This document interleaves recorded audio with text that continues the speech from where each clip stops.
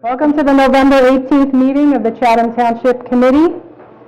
We are returning from executive session. Mr. LaCombe has already confirmed that adequate notice was given. And let's see where we are. We are now returning to public session, and I ask everybody to stand and join me in the flag salute. I pledge allegiance to the flag of the United States of America and to the republic for which it stands, one nation, under God, indivisible, with liberty and justice for all.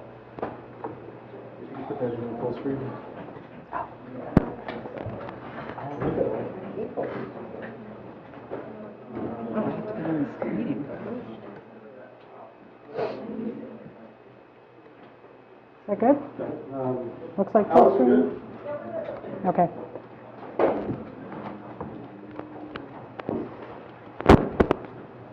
Okay, so first order of business is the approval of the agenda. Do I have a motion to approve the agenda? So moved. Second. All in favor? Aye. Aye. Wonderful. Well, I love these days when I get to administer the oath of office to a new officer.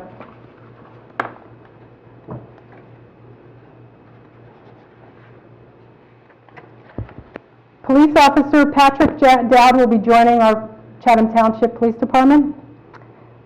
Patrick grew up in Hasbrook Heights, New Jersey, and graduated from Hasbrook Heights High School. He continued his education at Montclair State University, graduating with a Bachelor of Arts in Justice Studies.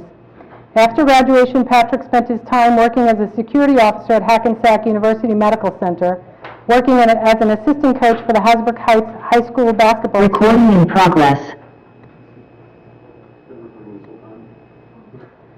And volunteering in youth basketball programs.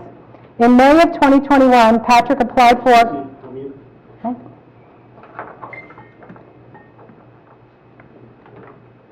In May of 2021, Patrick applied for and was accepted into the Atlantic County Police Training Academy as an alternate route candidate.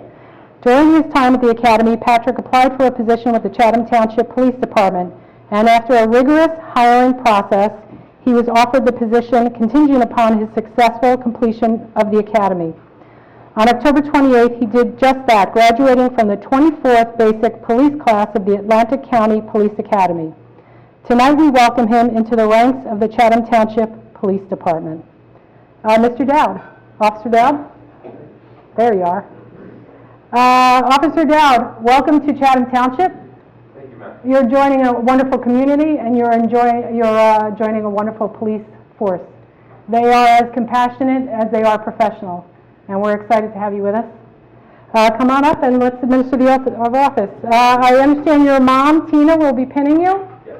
And you're joined by your grandmother, Peggy, sister Jennifer, your girlfriend, Samantha, her parents, Patricia and Mike, and her brother, Michael.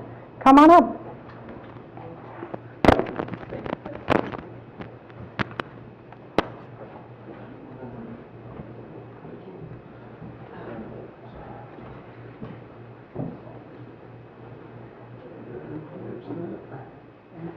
Okay, if you'd like your whole family to come up. Mom, you want to? Jenny.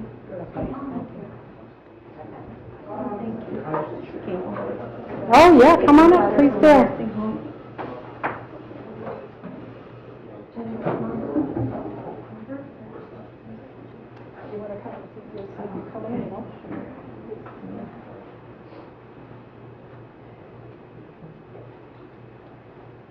And you're going to raise your right hand. Put your left hand to the Bible. Okay? Well, it's up to you. They want to hear you now. Okay.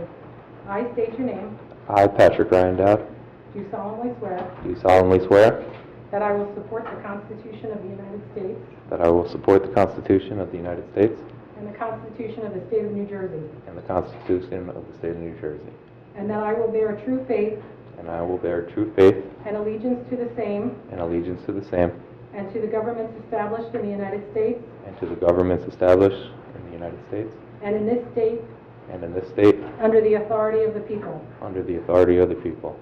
I do further solemnly swear I do further solemnly swear that I will faithfully, impartially, and justly perform all the duties of the office of police officer according to the best of my ability. So help me God. So help me God. Congratulations, Officer Dowd.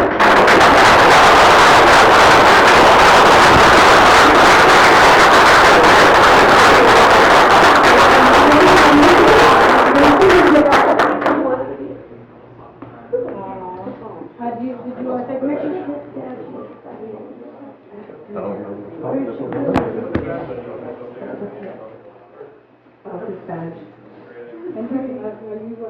First case, Pat. First badge.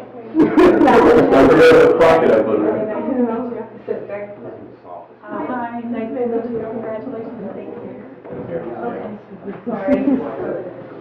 There it is. Pat down, just back. I didn't search it, Pat. Just pat it down.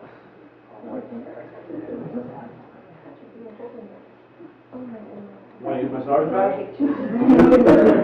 Jump up and around. That's embarrassing. There you go. Is that right there? No.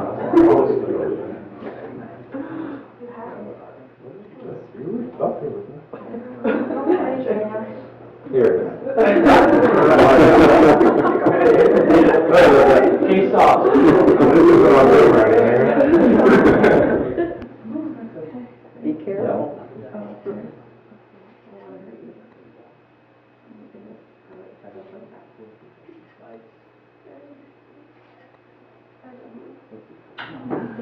Love you.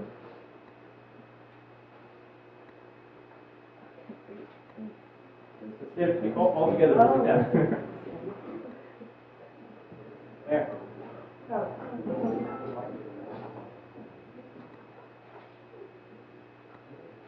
Nice. Thank you. We got it. Thank you very much. Congratulations. Thank you. You're welcome. Thank you.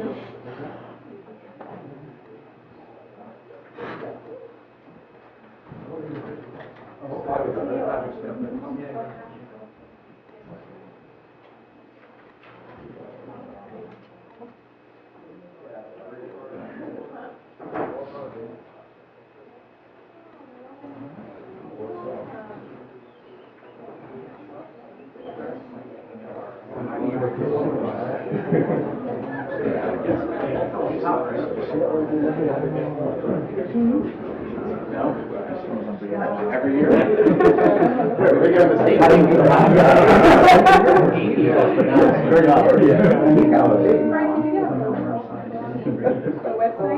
Yeah, I took some pictures.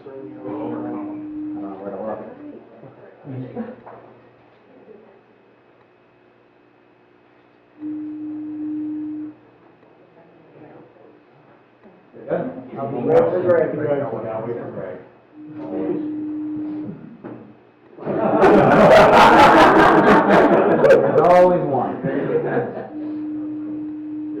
Wait.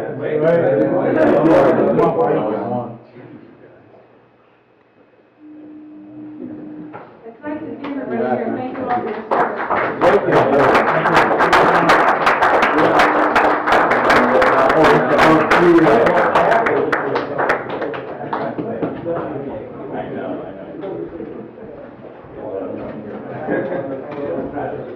Anybody crying almost made me lose it. I'm going to start crying here.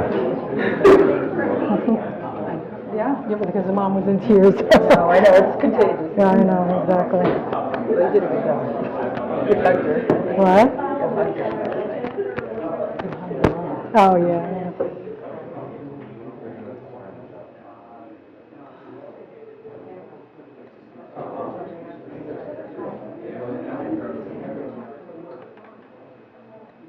Congratulations again to Officer Dowd and to your family. That was, thank you.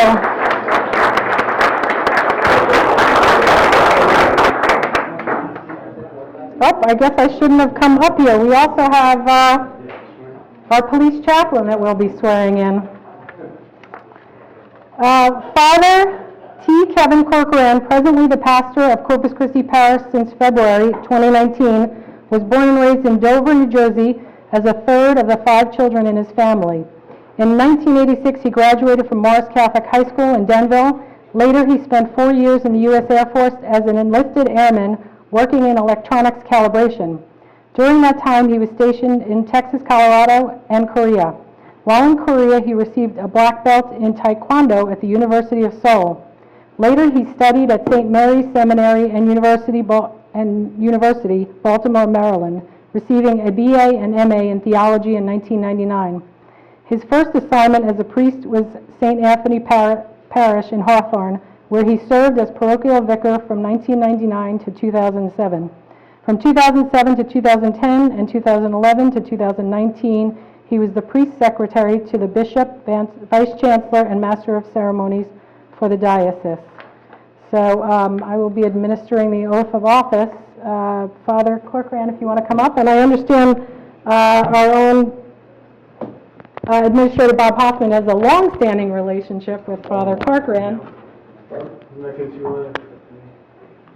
Sure, I'd be honored.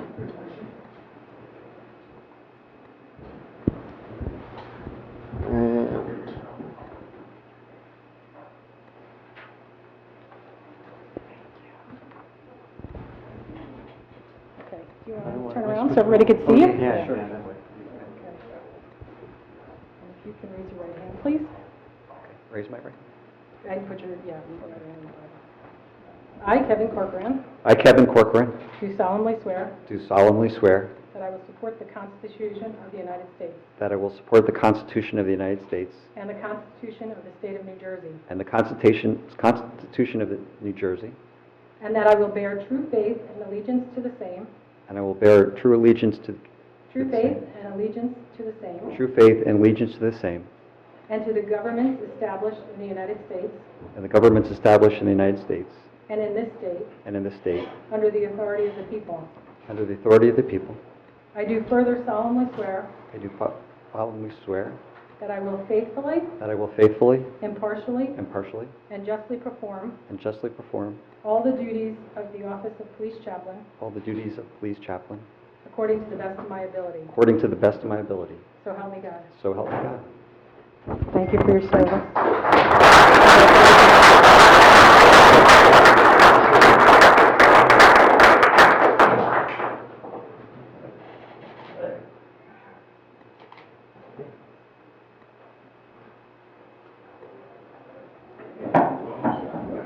All kinds of photo ops.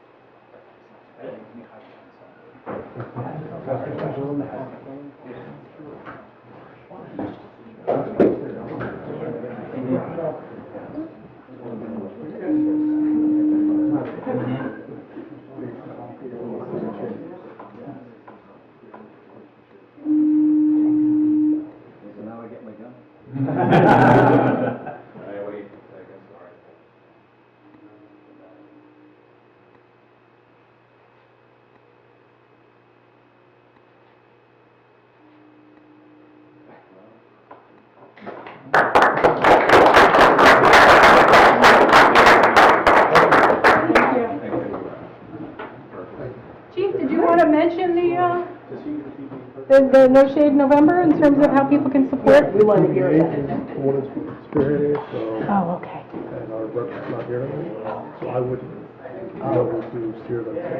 Okay, so will you send me it? We'll push it out. Yeah, Okay. thank you. Thank you. Thanks, Chief. When is he going to announce it? When will he announce it? I guess the PDA is wanting it.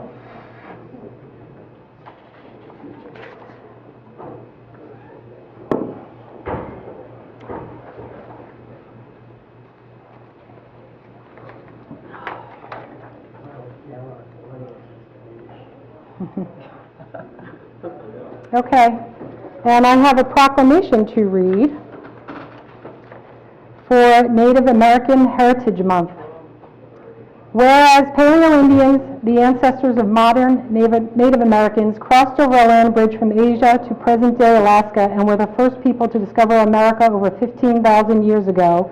And whereas when European explorers arrived in the Americas in the 15th century, there were approximately 50 million people living in the Americas, and 10 million people lived in the area that became the United States. And whereas 6,000 or 7,000 years ago, the first people to settle in northern New Jersey were the Munsee group of the Lenni Lenape, meaning original people, a peace-loving agricultural people. And whereas the Lenape, also called Delaware Indians by European settlers, spent 3 seasons in Chatham Township, packing up camp after planting their crops of corn, squash, and beans in the spring, and then returning in the fall to harvest their crops and settle in for the winter. And whereas hundreds of Lenape and Paleo-Indian campsites have been identified around the Great Swamp, and the Great Swamp provided all the food they needed, plus materials for making their houses, pots, baskets, and clothing. And whereas to date there are 574 federally recognized tribes in the U.S. and approximately 5 million people living in the United States who identify as Native American or Alaskan Native, carrying on their rich cultural traditions and continuing to make significant contributions to the United States. And whereas, for example, Native Americans serve in the United States Armed Forces at 5 times the national average of any ethnic group, and were the first peoples to cultivate foods such as corn, potatoes, squash, pumpkins, and to develop useful plants such as cotton, rubber, and tobacco. And whereas most Lenni Lenape descendants live in Oklahoma and Ontario, Canada, several hundred Lenape descendants still live in our area today. And whereas a Cherokee American Indian, J.C. Elliott, High Eagle, authored a bill for American Indian Awareness Week, October 10th to the 16th, 1976, signed by President Gerald R. Ford, which became the first official week of national recognition for the American Indian since the founding of the nation. And whereas in 1990, President George H.W. Bush first designated November as National American Indian Heritage Month, and thereafter became commonly referred to as Native American Heritage Month, to celebrate the important contributions and rich history of Native Americans and Alaska Natives in education, art, literature, government, sports, science, and technology.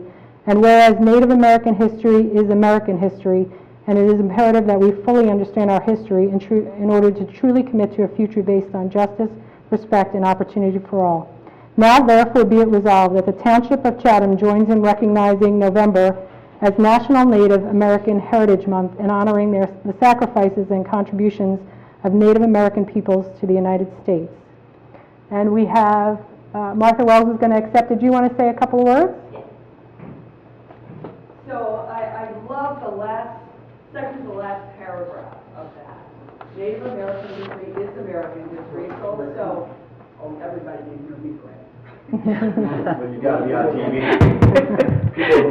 Okay, Native American history is American history. It's also New Jersey history and Chatham Township history. And part of our mission as the Chatham Township Historical Society is to increase knowledge and awareness of the history of this town. So this is part of that. These were the original people of what we now know of as Chatham Township. So we gladly accept this. It will be part of our display. Oh, wonderful. And actually, I have a second copy of the proclamation because we have our own descendant, not of the Lenni Lenape, but of the Mohawk Nation, in Bob Hoffman. Did you want to give a little brief bio on that? Sure. My grandmother Hoffman was Irish and Mohawk. Her back in the 1970s, she received a letter from the Bureau of Indian Affairs saying that she was entitled to homestead on reservation land in upstate New York. And as her grandchildren, we thought that was wonderful, except she was living in Florida with my grandfather, and winters in upstate New York and cutting roads into the reservation were not something that she was going to do. But it was wonderful to learn that that my grandmother had enough Native American blood in her. She was a member of the Mohawk tribe, that she was eligible to settle on the reservation. So. Wonderful. Well, yeah, if you want to both come up to accept the proclamation.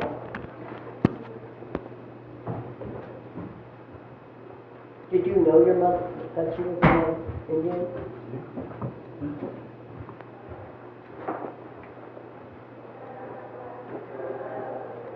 Thank you so much. You guys want to come down for a picture this way? Yeah, it wasn't in our room before. As you can tell, blonde-haired Indian.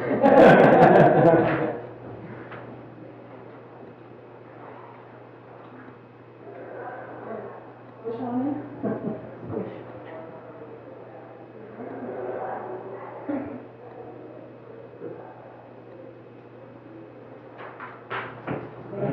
Thank you.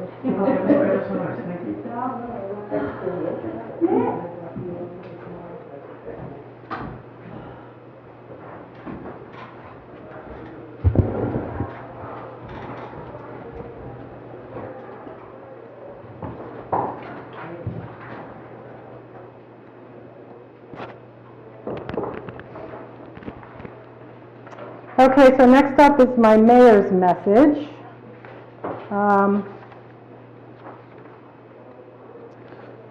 I have been at the League of Municipalities this week, so this is somewhat pieced together and not as organized as it usually is. I did have the opportunity at the League of Municipalities conference to hear what other towns are doing, the work the League is doing on behalf of our towns, and to get legislative updates. New Jersey Health Commissioner Judy Persicelli spoke at one of the presentations, and I wanted to share a Science Journal study in the Veterans Health Administration that she referenced regarding the effectiveness of the COVID vaccines over time. For the period February 1st, 2021 to October 1st, 2021, vaccine effectiveness against infection declined over time for all vaccine types, with the largest declines for Janssen, followed by Pfizer, BioNTech, and Moderna. In March, vaccine effectiveness against infection for Janssen was 86.5% by September, 86.5%. By September, it declined to 13.1%. Pfizer went from 86.9% in March. By September, it was 43.3%. Moderna went from 89.2% in March to 58% in September. From a Science Journal abstract, although breakthrough infection increased risk of death, vaccination remained protective against death in persons who became infected during the Delta surge. So why do I share this? I want residents to give serious consideration to getting their COVID vaccine booster. Right now it's approved for ages 65 and up and for ages 18 and up with risk factors or in high-risk settings. It is anticipated that Pfizer will receive booster approval for all 18 and up very soon. And I don't know if everybody recalls, but Janssen, you can get the booster after 2 months, which makes sense given this decline in effectiveness. And for Pfizer and Moderna, it's after 6 months. And also, as many of you know, on November 2nd, the CDC recommended pediatric COVID-19 vaccine for children ages 5 through 11 years of age. The holidays are upon us. Green Village will have its first menorah lighting on Thursday, December 2nd at 6 p.m. I hope you will join me and Rabbi Mendy Lubin as we light the menorah. Green Village will also have their Santa visit and tree lighting on December 5th at 6 p.m. There will be a hot dog dinner and caroling beginning at 4:30 at the United Methodist Church in Green Village. So I hope everybody can join us for both events. So Thanksgiving is next week. Hard to believe. It's hard to believe that 20 months ago we shut down. We had a state of emergency that shut everybody down, and many suffered. You know, anything from weddings that were delayed to holiday celebrations, graduations, first-time experiences in schools. We all suffered, and sadly many lost loved ones. But Thanksgiving's upon us, and this year we get to celebrate together. So I hope when you're sitting down, in our family we have a tradition, we have everybody go around and say what they're thankful for. And I hope everybody can focus on the things that we gained from the experience. Time together with loved ones, appreciation for our frontline providers and the folks that were in the hospitals taking care of the sick.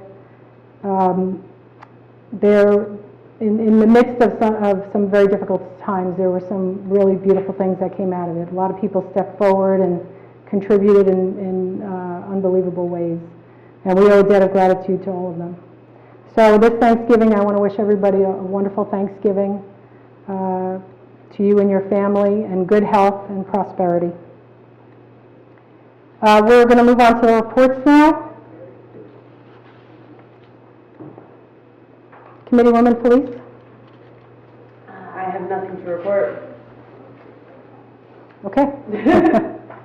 Mr. Hamilton? Thank you, Mayor.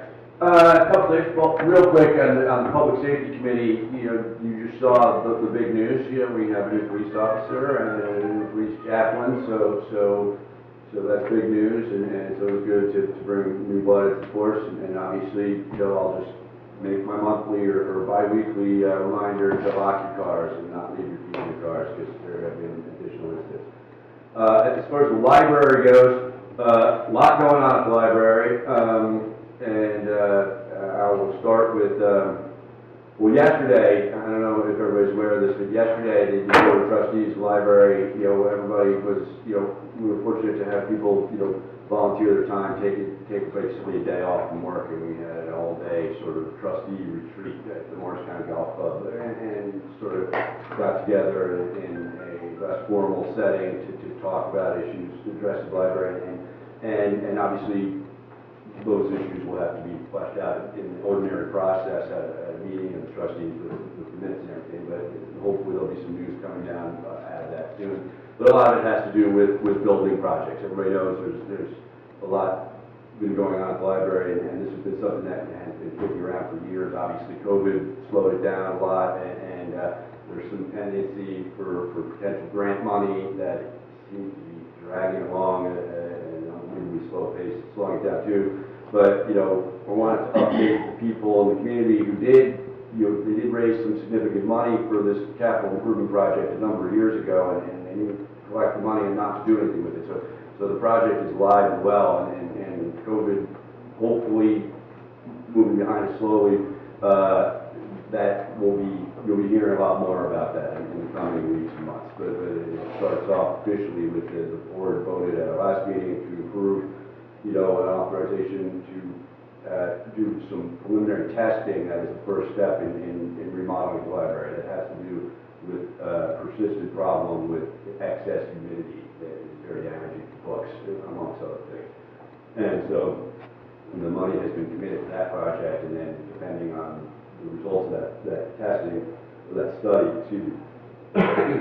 and what needs to be done to mitigate the problem, that will play a large role ultimately in what ends up being done with the other aspects of the library, as far as modernizing the space and doing a number of things. So there's going to be, I think, more news coming out of the library in the coming months, and I encourage everybody to keep an eye out for that. And just on the more basic sale, the Friends of the Library have their annual holiday book sale coming up. It's a major event, major fundraiser. And, good idea. It's all books specifically related to the holiday season and stuff like that. And it's a very popular event. So if you look on the website, I don't have the exact date for you, but you can find out all about that. Are they still collecting books, or is that done? I don't believe they're collecting books right now. I just saw a sign today. They are not collecting books. No. You may sound books it's a full-time, Yeah, I know. incredible. Amazing what they do. So look out for that. Thank you. Committeewoman Fondaco.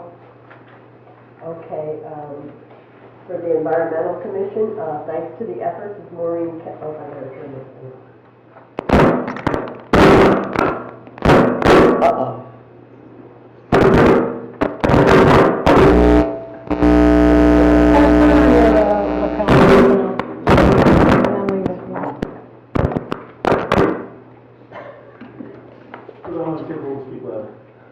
What? I'm okay now. Okay. Thanks to the efforts of Maureen Kelly and the Environmental Commission, Chatham Township received the silver certification. Only 25 towns in the state reached this status in this cycle of Sustainable New Jersey.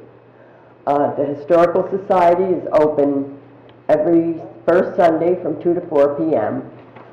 They have an upcoming Zoom program. I'll read you about it. Reforming housing, reforming people, Can our homes make us better people? This is a virtual presentation by Janet Foster on Sunday, November 21st at 4 p.m. via Zoom. And now, just for an example, can a craftsman-style bungalow make us appreciate nature? Can a Gothic revival house encourage moral values? Can a Queen Anne-style mansion imbue us with sweetness and light? In this lively illustrated program, Janet will talk about the idea embraced by American architects and builders during the 18th and 19th century. Did it work or not? She is a noted architectural historian, author, and teacher. She always makes architecture interesting and fun, and we hope you'll join us. You can find check their website for the Zoom link. And the Library of the Chathams is hosting their virtual event. And one other thing, the Emergency Squad has a blood drive coming up on December 4th at St. Patrick's from 8:30 to 2:30. And I think you can either walk in or they would prefer that you make a donation of blood, that you make an appointment. I didn't say where you make the appointment. But anyway, that's all I have for today. Can I ask you, I had down the Mayor's Wellness Committee, the Conversation of Your Life. Are they still accepting? I have the information, but are they still accepting But you know registration? I don't know, because it was supposed to be today that you had to sign up. By today? Yeah. Okay, well, I'll mention it in case people still want to get in. Because I have this. I'll wait until, okay. Deputy Mayor Abbott, are you done? I'm sorry. Oh, yes. Okay. So, all right, I'll take this one too. So the Senior Center still has a very full calendar, and that's thanks to good health of everyone and keeping COVID at bay due to all the precautions. So, and the other report I have is for recreation. The Joint Rec Committee reported that Chatham Baseball is still waiting for the installation of lights at Nash Field. And those lights were paid for by a $100,000 grant from the Chatham Athletic Foundation. Those lights will also light the basketball courts and the playground. And it should be ready ahead of the playing in spring. So everyone's grateful for the lights coming to Nashville. And meanwhile, the Boy Scouts are renovating the garage and bathrooms at Nashville. And I actually don't know much more about that, but that's pretty amazing. It's volunteers that are renovating the garage and bathrooms at Nashville.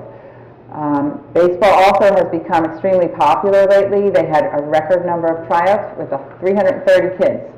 So they have a big challenge with getting enough field space. Soccer had fewer kids than usual this fall, and so they had plenty of field space, and they spread 8 games out over 10 weeks.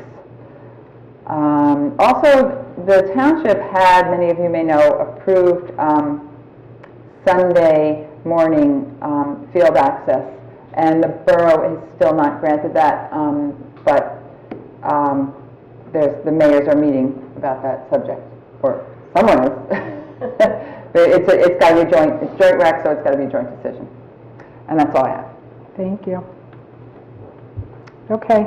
The other items I have, the Business Advisory Committee is working with our local businesses for Small Business Saturday promotional events. So keep an eye out for that next week for Small Business Saturday promotion, and please support our small businesses.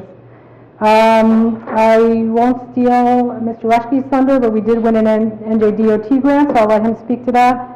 And the other thing I had mentioned before, the Mayor's Wellness Committee is having a conversation of your life so that you can make sure your wishes are known.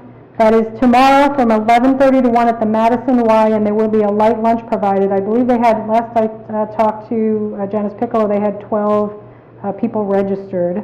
And if you want to attend, you should RSVP right away to jpiccolo, Piccolo at chathamborough.org. And I think that's everything that I have. Mr. LaConte.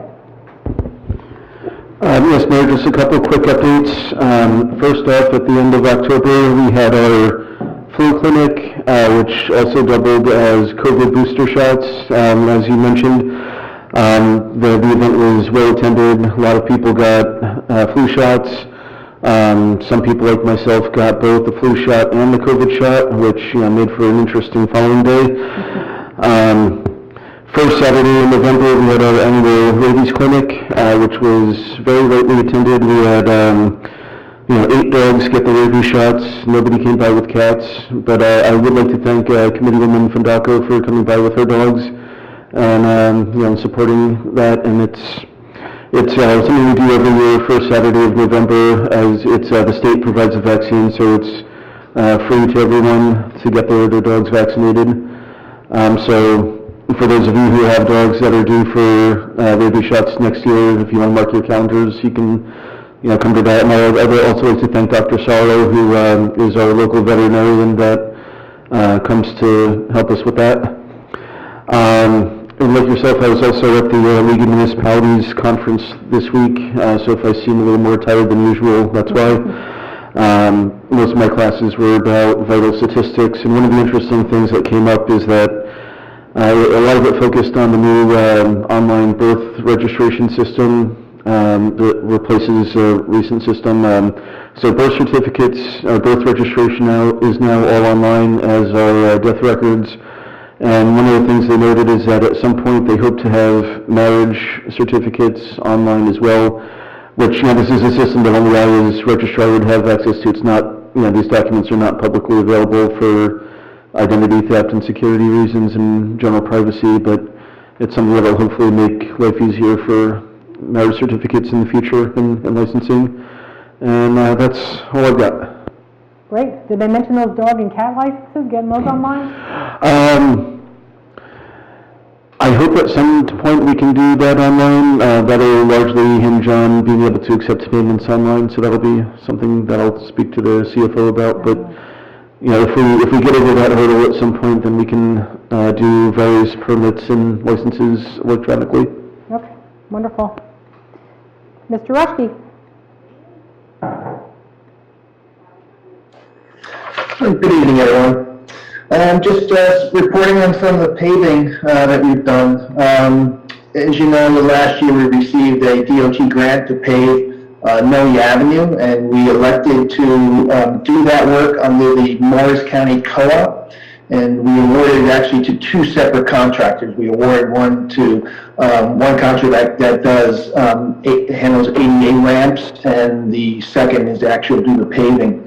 And unfortunately, the fact that it was broken up and we're using the co-op, it's a very cost-effective way of doing the paving. You get really great prices going through the co-op, but unfortunately, you have to juggle it between 2 contractors. And the contractor that did the ADA ramps, they were late getting into town, and then they made a mistake on 2 of them. They had to correct them, and by the time all that's done, they just corrected that now. And so now it's gotten to the point where it's late in the season, and we're likely not going to be able to complete the paving portion of Noe. So, but the funds are secured, and so we'll schedule that in the spring as soon as the weather breaks, likely, and just complete that project. But so just an update on that. We also have American Water is installed water main on River Road, and they're scheduled to pave that work, and they've also got late into the season. So that work would also likely be constructed first thing in the spring. So we will have some activities as soon as the weather breaks,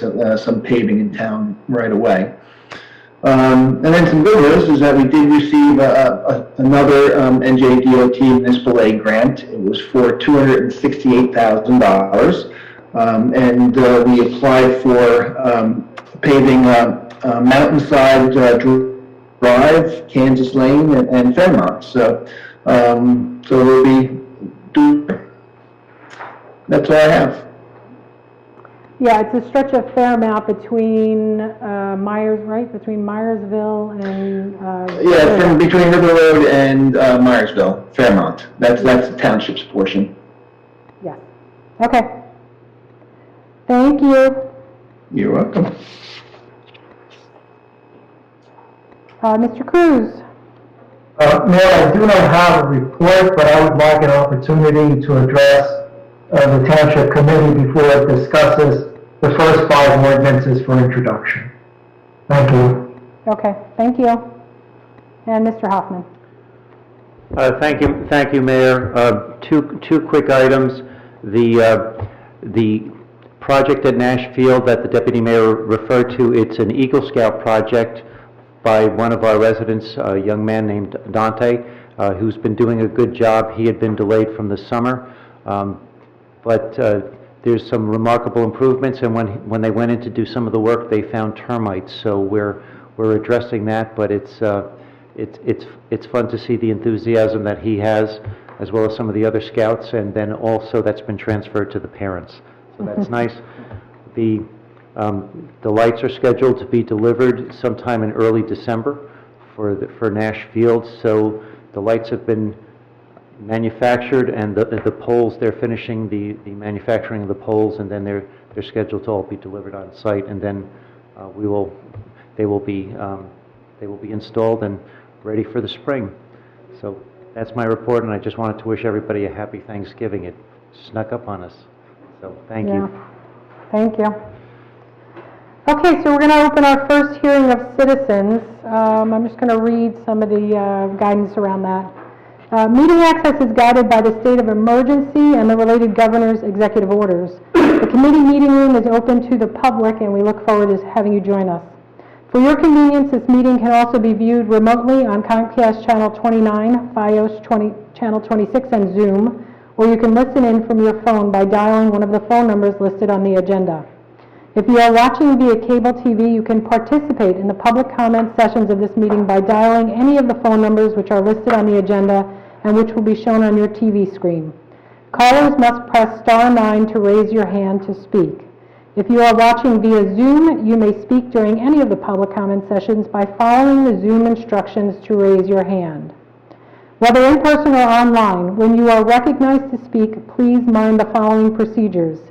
Say your name, spell your last name, and give the name of your street. You do not need to give your street number. All public comments will be limited to 5 minutes. Rather than use any of your time answering questions, we will wait until you finish speaking before responding. We have 2 public comment sessions on tonight's agenda. Each member of the public will be limited to 1 comment of up to 5 minutes during each public comment period. Written comments submitted to the Township Clerk before 3 p.m. today will be read during the public comment sessions. Written comments are subject to the same guidelines as oral comments. Duplicative written comments may be summarized rather than read in full. Are you going to explain that, or should I go ahead?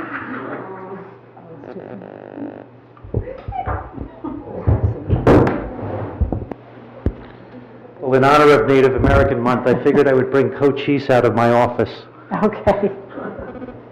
Okay, so let's open the public hearing. Did we have any written comments? Yes, I do have a few. First off, I have 2 comments that are related to one of the ordinances that's on for introduction. So I will read both of those. First off, I have written comments from Mike Owen in support of the development fee ordinance. And he says, when a property is rezoned for higher density to promote the provision of affordable housing in an inclusionary development, the added parcels provide a significant enhancement to the value of the property. As originally envisioned, the enhanced property value was intended to provide a subsidy for the developer to include the affordable housing in the development. However, for highly desirable communities with excellent school systems, the enhanced property value far exceeds the cost of providing the affordable housing. Rather than allowing the developer to keep all of the enhanced profit, the development fee requires the developer to share some of the profit with the municipality that is providing the enhancement in value. The law allows a maximum fee of 6% of the assessed value of the development that occurs on the parcels created in excess of that which would normally be allowed by existing zoning. This fee, deposited in the Affordable Housing Trust Fund, provides the municipality with funds for affordable housing expenses and is entirely appropriate. Other local municipalities such as Madison Borough, Chatham Borough, and Summit have adopted the 6% development fee. I urge the Township Committee to do the same. And I also have an email from Kevin Sullivan on the same subject. He says that he was not able to attend the meeting tonight, but has a few comments and questions regarding this ordinance. First, it seems that this ordinance is particularly pernicious in its direct impact on individual homeowners of Chatham Township, if I understand it correctly. It is my understanding that this could impact any resident that requests a change through a D variance, and D variances or other use variances take on a wide swath of applications. Included in those are requests to increase the square footage of your home through a very common application submittal. If this is correct, why are we targeting homeowners? Who on the committee is taking credit for advancing this ordinance to increase taxes on our homeowners? If the goal is to go after density increases, then I suggest it only apply or kick in as stated in language of the Affordable Housing Agreement township-wide overlay, i.e. 6 or more units per acre. Appreciate your consideration and response. That's something that can be further discussed by the committee when we get to that ordinance. And then, Yeah, so that will be addressed when we Yeah. talk about, when we talk about the 6% recommendation. and then I have, let me just quick look it up there. And then I have a third email for reading into the record. This is from Nicole Willis. It's a series of questions that I'll read into the record before giving the response. And Mrs. Lewis writes, the Morris County Clerk's website now links to official results for the most recent election. What does this mean? What is the role of the Chatham Township's municipal clerk in securing elections run in our municipality? How are election results tabulated for each form of voting? Early voting, provisional ballots, election day voting, election day provisional ballots, and vote by mail ballots. What are the means of tabulation? How is it performed? And what do we rely on for calculations? What irregularities were detected in Chatham Township's general election held on November 2nd? How many polling stations reported misconduct, problems, or concerns of any kind? Please describe. Are you aware of the reports of errors, problems, or deficiencies from poll workers, poll watchers, or official badge-carrying election challengers present on Election Day in Chatham Township? Describe. Are you aware of reports of errors, problems, or deficiencies during early voting period from poll workers, poll watchers, or official badge-carrying election challengers regarding ballots cast by residents of Chatham Township? Describe. How many poll workers, poll watchers, or official badge-carrying election challengers reported issues on Election Day in Chatham Township? What type of issues were reported? Beyond poll workers, poll watchers, and election challengers, what other security measures ensure integrity of early voting and Election Day voting? What measures are taken to secure our vote-by-mail drop box location? I should have stated this in a better spot. What vote-by-mail irregularities were detected in this election while ballots were in the custody of Chatham Township? What reason, if any, do you have to doubt the integrity of vote-by-mail ballots cast by Chatham Township residents in the most recent election? How is the election result certified? What are the steps yet to be completed? What reason could you give to doubt the result of the Chatham Township's 2021 general election? What public officials, administrative staff, or employees of Chatham Township have reported, expressed, stated, conferred, or otherwise disclosed to the Township Clerk specific concerns about election integrity, irregularities, problems, or other issues regarding the veracity of votes cast in any form during the general election? How would the municipal clerk describe, rate, or otherwise evaluate the integrity of our voting apparatus, tabulations, means, methods, and election processes in Chatham Township? What reason do you have to believe merit exists to allegations of both improper tabulation and errors in counting related to the November 2nd, 2021 election in Chatham Township? So that's the completion of that email. As a response, in responding to this request, I consulted with the township attorney. Because there is pending litigation where a sitting township committee member is a plaintiff, a township committee member-elect seeks to intervene in that litigation, and because there's a hearing scheduled before the Superior Court of New Jersey tomorrow, Friday, November 19th, 2021, as a township clerk, I must maintain my neutrality and independence. These questions address issues before the Superior Court and are appropriately addressed in that forum and not during public comment at a township committee meeting, which has no jurisdiction to decide election results. I remain ready, willing, and able to cooperate with the parties to the litigation within the context of the action pending before the Superior Court. Okay. Maybe those are the 3 emails that were received for the Thank you. citizens. So if anybody wanted to come up and ask any questions, the mic is open.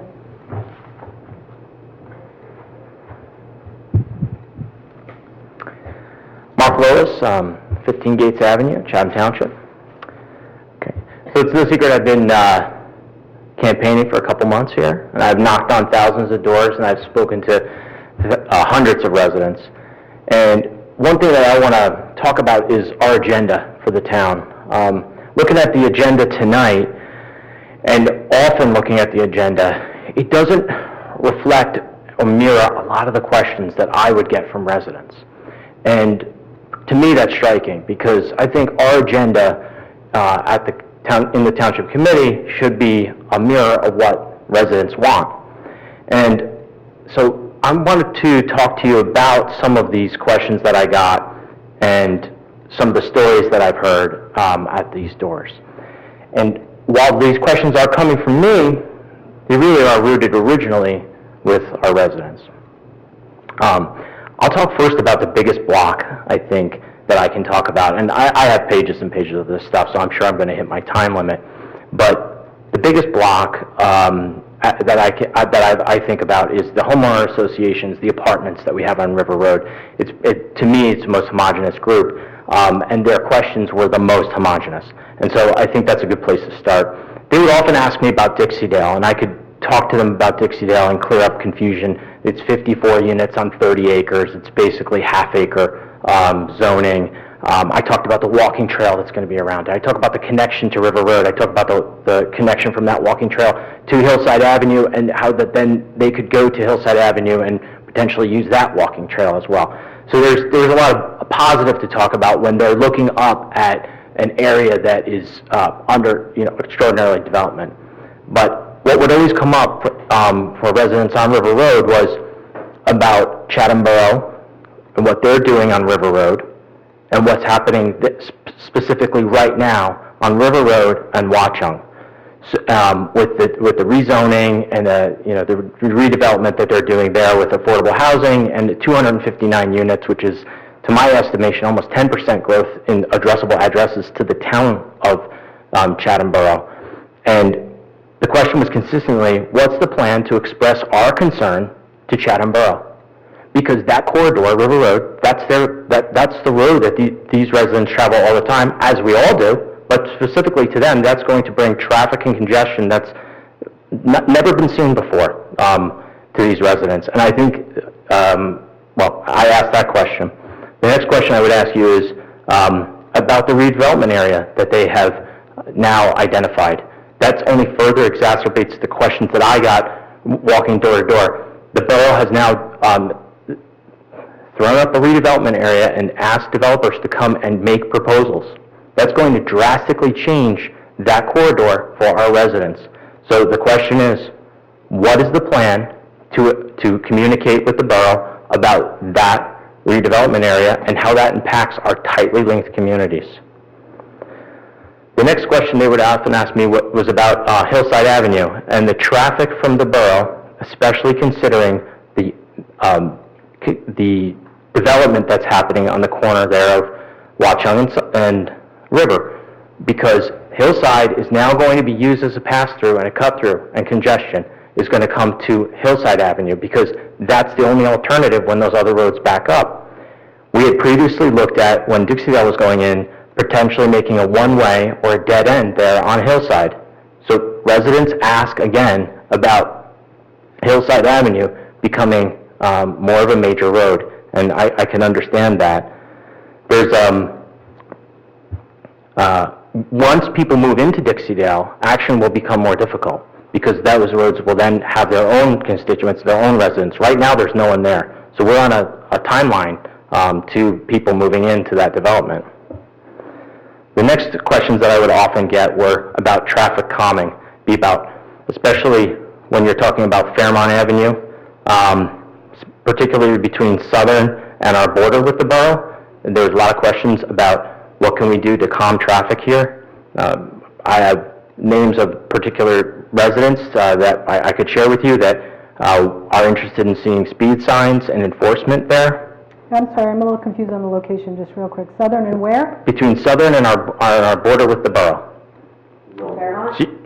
Fairmont, I'm sorry. Oh, on Yes, Fairmont. between Southern and our borough with our border with the borough on Fairmont, right? So, and along with that, those same residents were very interested in their sidewalk, particularly on Fairmont from Southern to Longwood. They were very interested in a sidewalk there, almost every door, and it makes a lot of sense in that place. Other places, not as much, but there, yes.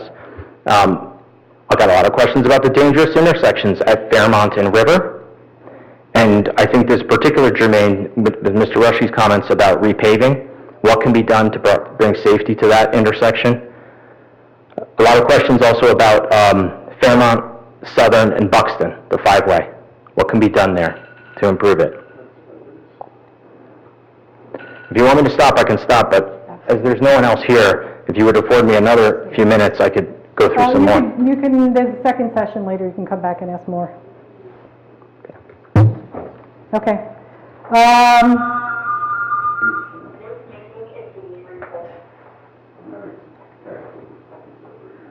Okay.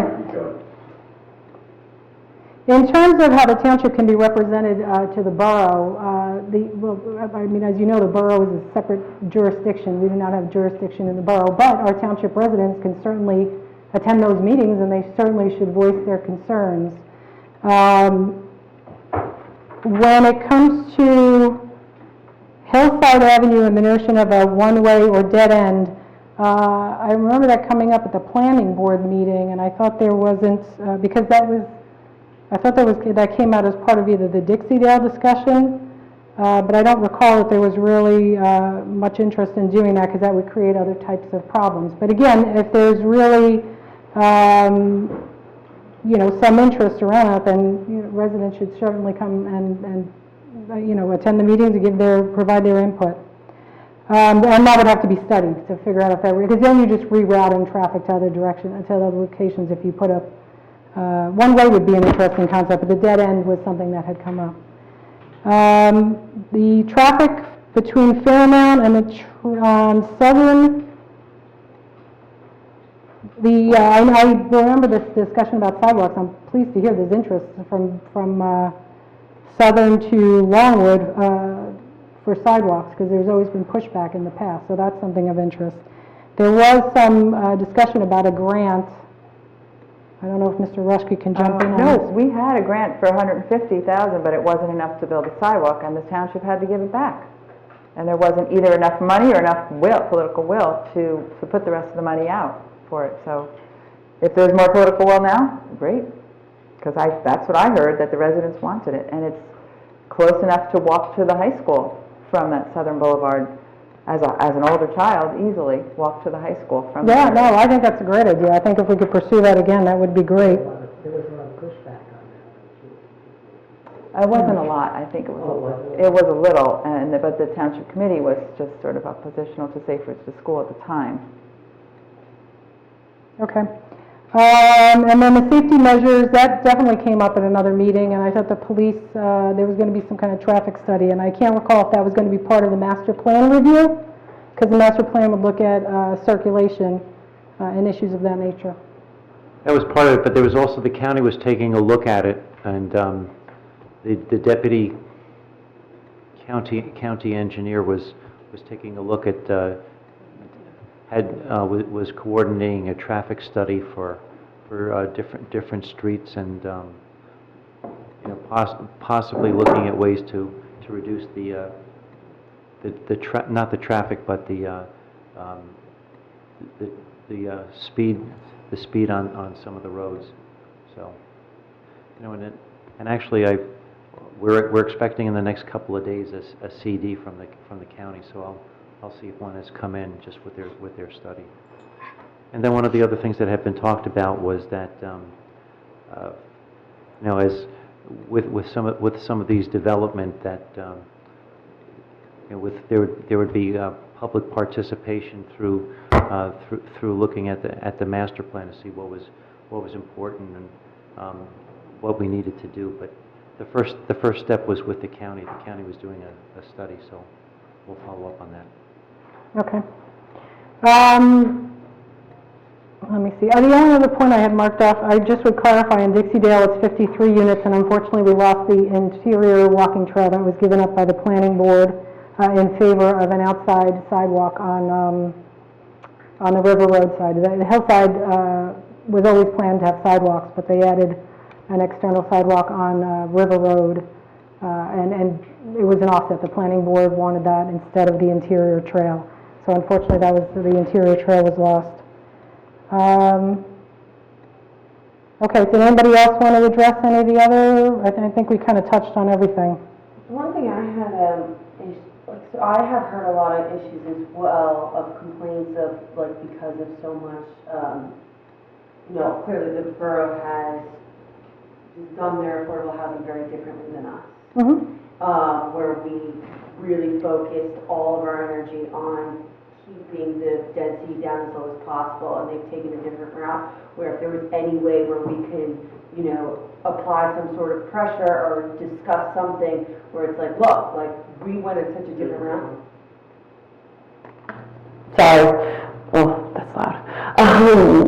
Basically, where we went such a different route, where is there a way where we can all discuss, hey, you guys are such a different route than us, can we all sit down in the room and chat? Because we do share the same roads, and we share the same schools, and there's a lot of shared services, and our recreation, etc. There's at least a sit-down or something that we can do? Sure. I mean, that's definitely doable. I think that would at least kind of have an open discussion about it all. I think it might help. I think volume speaks volumes. So, certainly we could be there and we could talk, but the more residents represent at their meetings, the better that will be. Yeah. And plus I think the Watchung River Road project, I think that ship has sailed. It's already done. Yeah. But still. Greg wants to say something. A lot of that has to do with a consequence of how in the third round every municipality was left twisting in the wind on their own to have their own settlement with the Fair Share Housing Center, where it says that bothered to go into settlement negotiations. But perhaps something that elected officials can do as we approach the next round is, if you press contacts that you have in the state legislature to come up with a legislative solution to this, to maybe look toward allowing for regional approaches, so that way towns like the Chathams, Madison, Long Hill, and even across county lines to New Providence and Berkeley Heights, if we can come up with regional solutions rather than every town being kind of stuck on their own devices, that might be something to help address that concern. I totally agree. Especially, it doesn't even make sense because we share a school system, and the whole point of affordable housing, at least that's the way it was advertised, is for the schools. Yet everybody has their own separate, every municipality has their own separate requirement without a consideration of schools. But I'll stop, I can go on. Yeah, no, and it's not just pressure from Chatham Borough. We've got Florham Park did dense development. They chose to do inclusive development. New Providence has chosen to do inclusive development. So, there's pressure from all sides. And believe me, I was There was a bunch of us in that affordable housing session at the League of Municipalities, and that was my first question when I got up to the mic is, how do we get the legislature to move on this? And I didn't get an answer, though. I didn't get a straight answer. But I think it might have to be at the governor's level to try and get something done. Yeah. No, I agree. And that's part of why the Affordable Housing Advisory Group, I've asked them also to, part of their mandate is to come up with suggestions that we could advocate at the legislative level. More specifics, not just fix it, because fix it is, that's what everybody's been telling them for years, fix it. And, you know, it would be nice, everybody hated COA, but now it would be nice to have some kind of structure in place, a COA structure in place, so it's not costing us through litigation to try and get these things done. Just what about the redevelopment zone, though? We didn't talk about that. Yeah, the last question I had there was about redevelopment area, not just what they are developing with their affordable housing in the corner, but also the redevelopment area and that whole plan for that entire area is addressing that. Yeah, no, we'll definitely touch base with them to find out what's going on. And are you sure I can't have another 5 minutes? There's no one else here. No, sorry. We don't give it to anybody. I realize there's nobody here, but it doesn't work that way. Was there anybody, nobody else wanted to step up, I see. Was there anybody on Zoom? I see your hand up in the back of the room. Do you want to come on up? Are you going to be discussing at some point the no parking ordinances? Yes. Okay, is this a good time? I'm sorry, can you say your name and address? Microphone, state your name and the street you live on. Yeah. I'm Bob Priscilla. I live on Pine Street. Been there for 38 years. I was a little dismayed to find out that there was an ordinance that you want to change the no parking on quite a few streets in the area, including Pine. 15, 16 years ago, a neighbor down the other end of Pine, Heather Girding at 82 Pine, we were complaining about the amount of traffic that was going down Pine Street. And Betty Geckel was the chief of police and Bob Curtis was a traffic officer.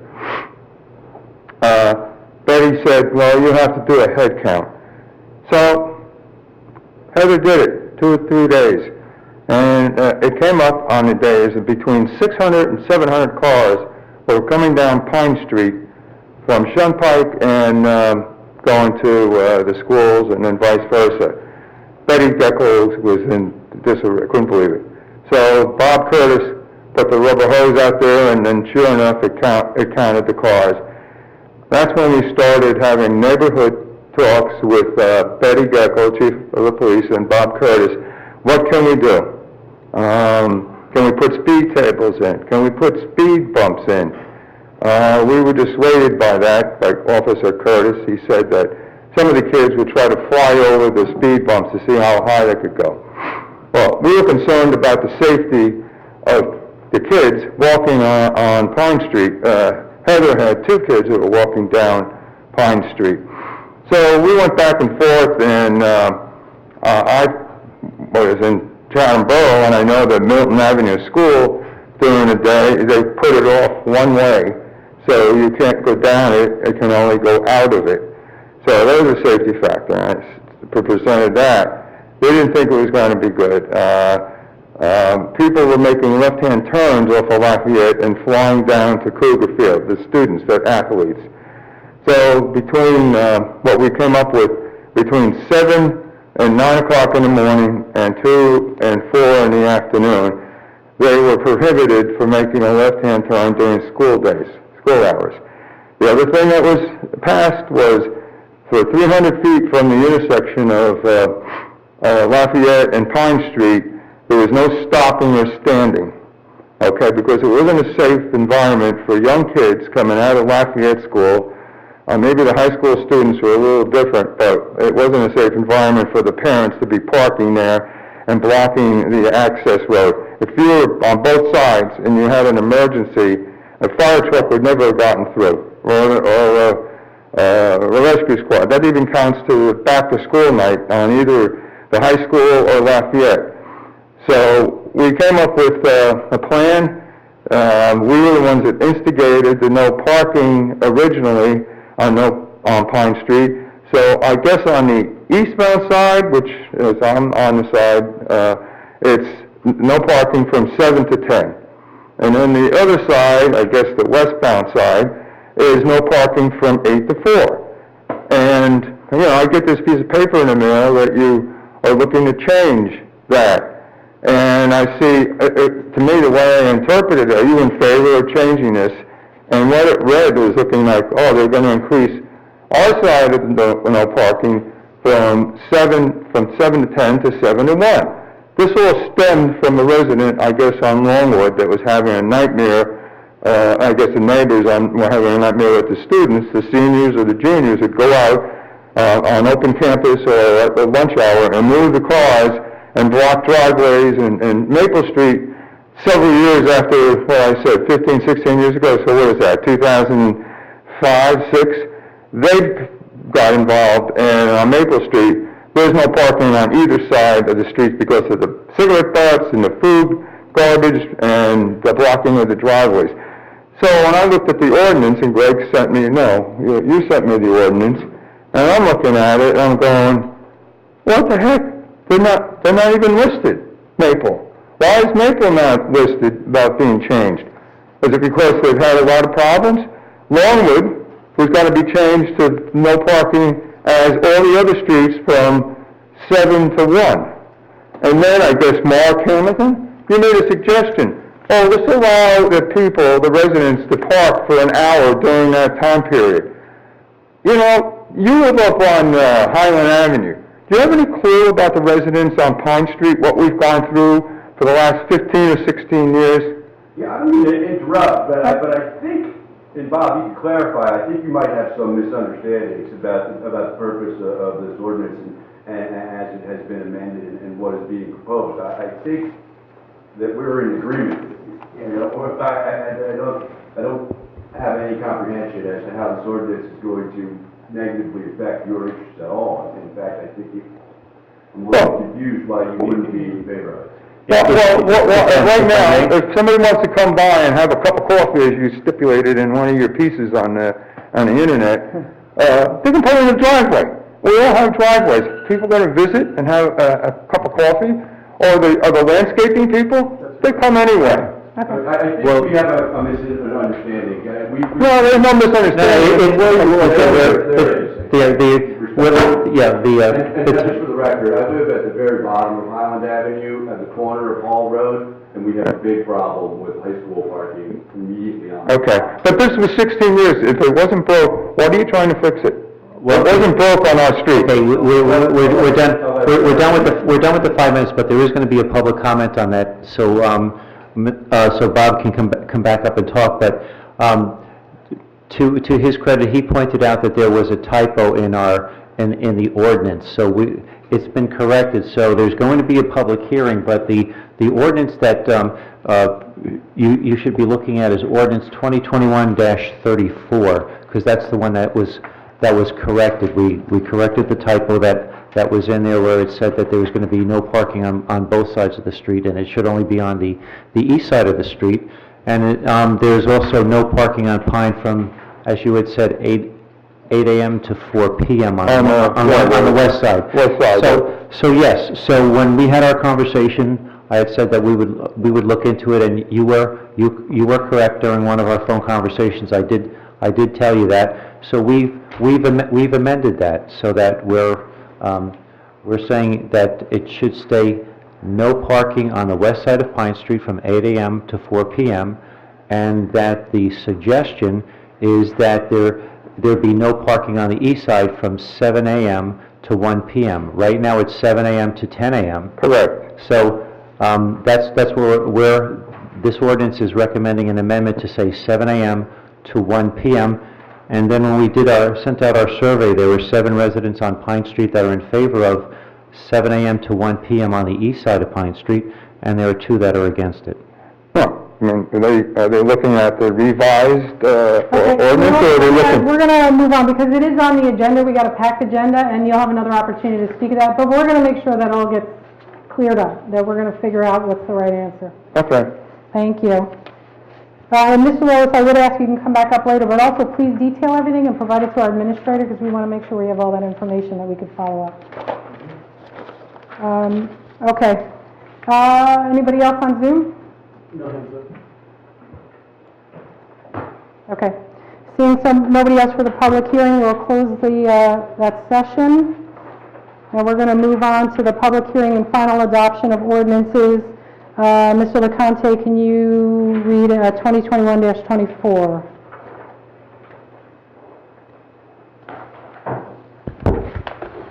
This is an ordinance of the Township of Chatham, County of Morris, State of New Jersey, amending building coverage ordinance, section 30-78.11B, to include projections that increase the floor area of the principal structure.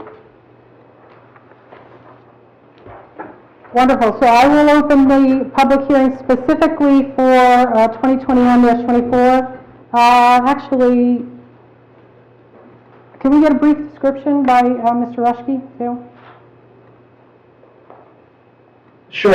This ordinance is just modifying the definition of how we define and calculate maximum coverage of principal structures. And as discussed in the past, we're seeing more and more of a trend of developers actually extending the floor area by cantilever building the structure over the foundation to gain additional floor area. And so it does result in increasing the mass of the dwellings more than what is intended by the ordinance. And so this is just simply a modification that just captures those projections that are going over the foundation to be included as part of the floor area, as part of the principal, the floor area for the principal structure. Thank you. Okay, so we're opening a public hearing for 2021-24. Okay, I have sent Greg a visual, and I have some prints if anybody would like to look at them. They'll be on Zoom here, and my time running here, Greg? Let me get that up. Not yet? Okay, no. All right, Mark Lowe's, 15 Gates Avenue. Okay, so I just want to be very clear what we're talking about with this ordinance, because it can be a little confusing.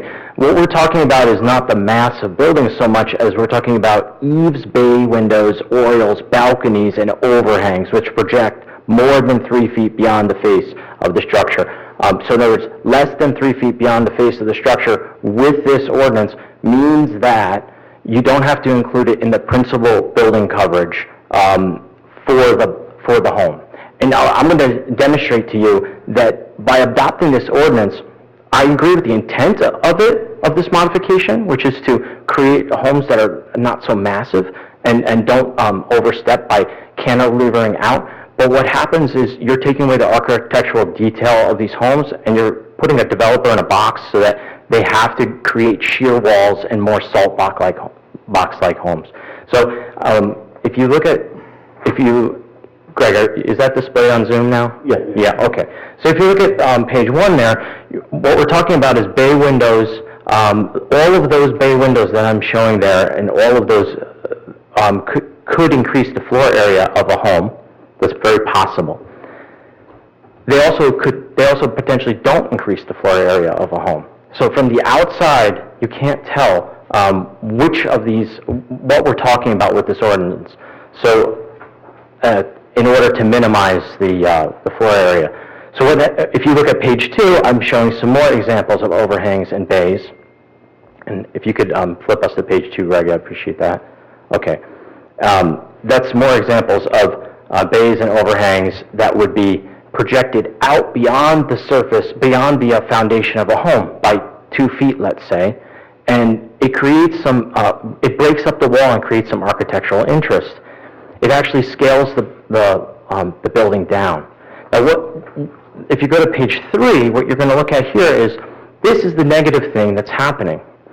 There's a cantilever here that I'm showing in the circle, it says area of cantilever and projection. If you cantilever out the entire house by 2 feet, that's an egregious overstep of what we want a builder or a developer or a contractor or an architect to do. And I absolutely agree with that. But the problem with the way this ordinance is written is it doesn't stop this. And it doesn't stop this appropriately. It treats it carte blanche. So what you're going to be doing is, I'm just going to show you, what you're going to do is you're going to ask the developer to not ever be able to push out from the wall of the home, because they have to maximize square footage in order to get the maximum price for resale. And that applies to our homeowners and it applies to builders and contractors. So what ends up happening is, if you say, okay, this is the maximum foundation area, and you can't go out beyond it, they're not going to go out beyond it. And what you end up with is sheer walls. And I'll show you this in the next image here. I'm going to skip page 4 and go to page 5. So in page 5, here's an example of a bump out that it's very unclear as to whether this would even apply to this ordinance, because the bump out doesn't increase the building coverage. Doesn't increase floor area on the first floor. This is a cantilever that doesn't increase the floor area on the first floor. It does on the second floor, but not on the first floor. But you still have the wall of the house pushed out, and that's the whole wall. And we shouldn't have that. We shouldn't have the whole wall pushed out, but you can comply and still end up with something that increases the mass and pushes way out. So this ordinance isn't stopping the idea of using a cantilever to build a structure that's really inappropriate. If you go back, the other problem with the way the ordinance is written is, if you go back, page 4, you're going to look at a bay window there that could have a floor, or it could be, as shown in the interior, just a bench. And it doesn't increase the floor area of the house because it's a traditional bay window, which is a projection. So we're minimizing the architectural detail, and the inside function is controlling this feature somehow. That doesn't make sense. That's what's controlling the feature for the builder or the developer. So the ordinance isn't clear. It can be permutated to create something not great, and flies in the face of its intent. And then if you look again at page 6, you're going to see a stairwell bump out that adds variety to a sheer wall. Okay, and I have an arrow down to it. That bump out there, I understand, that bump out there adds variety. That's a stairwell. That's the landing of a stairwell. So you have a bump out instead of a sheer wall there. That wouldn't be possible for this builder to do. So instead, you're going to end up with a giant sheer wall facing the neighbor, as opposed to some architectural interest. Thank you. You know, I'm going to go over to Mr. Rushke first, because he will more eloquently say what I'm thinking. He'll be able to explain it best. But Mr. Rushke, can you address those questions and concerns? Yeah, the current ordinance that we have in place, has not discouraged builders from doing bump outs and changing the architecture in order to have an appealing structure. That we just haven't seen that. We've seen beautiful homes going up. So the current ordinance hasn't prohibited that. And so what we're looking at is, and if you look at the square footage, for bay window would not cover floor area. It's a bay window. It's not usable floor area. So what is usable floor area is defined under the UCC code, and I have to go back in our ordinance, in fact, if we have that, but it is defined under UCC of what is the usable floor area. So the intent of the ordinance is, in fact, not having an entire side or entire rear of a dwelling to be bumped out that 2 feet, and that's what we're starting to see is that a more egregious intent of just obtaining more floor area, just going beyond the footing. So that's what we're trying to capture is more of those egregious applications that are coming in, and if we're talking about small bump outs, the amount of square footage is not that significant. So I'd have to defer to the council if you want to review this further, but that's the intent of what the ordinance is trying to accomplish. Yeah, I mean, if I recall, there was just even though there's a whole paragraph in here, it was really just one line that was added. I'm trying to remember which line. So in other words, what Mr. Rushby was saying was that the exceptions where it says maximum coverage of only the foundation, let me get to the point. What was All that? area contiguous to the structure below an eave, a window, oriel, balcony, overhang, that was already part, which... Right, it's the very last line, it's the very last sentence. Yeah. And what I'm saying is it's poorly constructed, and you would solve this exactly if you just simply said the bump out or the cantilever would be limited to 12 feet, 10 feet. You would solve it, because Mr. Rushby is concerned about it being the entire home, 50 feet cantilevered out.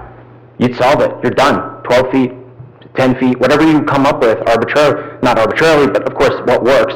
So a stairwell would be maximum, let's say, 8 feet, 9 feet. You cap it the width of the bump, or you cap the width of the cantilever beyond the projection, and then you'd say that is also not included in the building footprint. That allows the architectural detail, it keeps the building envelope, it actually makes this ordinance simpler, easier to deal with. What you have there, I show you on page 5 and page 4, I show you those, you can break this. You can still kind of manipulate it. Because as Mr. Rushby said, the bay window, that wouldn't include floor area. Well, it doesn't include it sometimes, but everyone's been into a dining room where the bay has a floor. Right? You've been there into someone's house. That's where they have the bay window with a floor. There's a bay window with a seat. Right? The bay window with a seat doesn't... Those bump outs where you have bay windows where it actually includes a floor area, they're included right now. Those are not excluded. Those are included, and so it's a lot. And when something actually does increase the floor areas, when there are existing bump outs that increases the floor area, that's absolutely it's usually supported by the foundation, and those are included. Absolutely, if it's supported by the foundation, but a two-foot cantilever is very possible to make with traditional lumber or engineered lumber, and that's why it's always been that way. And that's not included, and that's what you see it all over. The last picture that I show you of this house with the stairwell with the bump out, that's in Chatham Township. Yeah, thank you, Mr. Rose. John, I have a question for you. Now, are builders actively taking advantage of this right now? Like, is there a real need for this right now? Yeah, I mean, I wouldn't say that there's one particular builder that's taking advantage of this. Okay. So, usually, once we think it's an anomaly, once you see it twice, you start to see a pattern, and so that's what we're seeing is, it does seem to be one builder that's taking advantage of that. Now, also, how will this affect like fireplaces that kind of protrude out? Will it?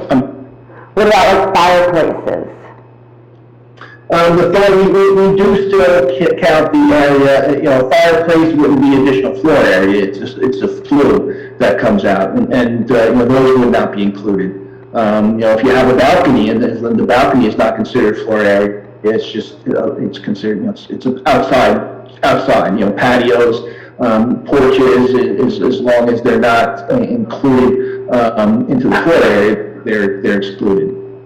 Okay. I mean, I guess from my perspective, the limits that were there for balconies over 3 feet or bay windows, those were already in existence, and people are putting in developers are putting in the architectural detail, despite the fact that those constraints were already there. This really is just addressing that they're putting in this cantilever to exceed the floor area ratio limits, and that I'm not ready to increase to have a certain cantilever side, and then you're already compromising those floor area ratio limits that you have in place.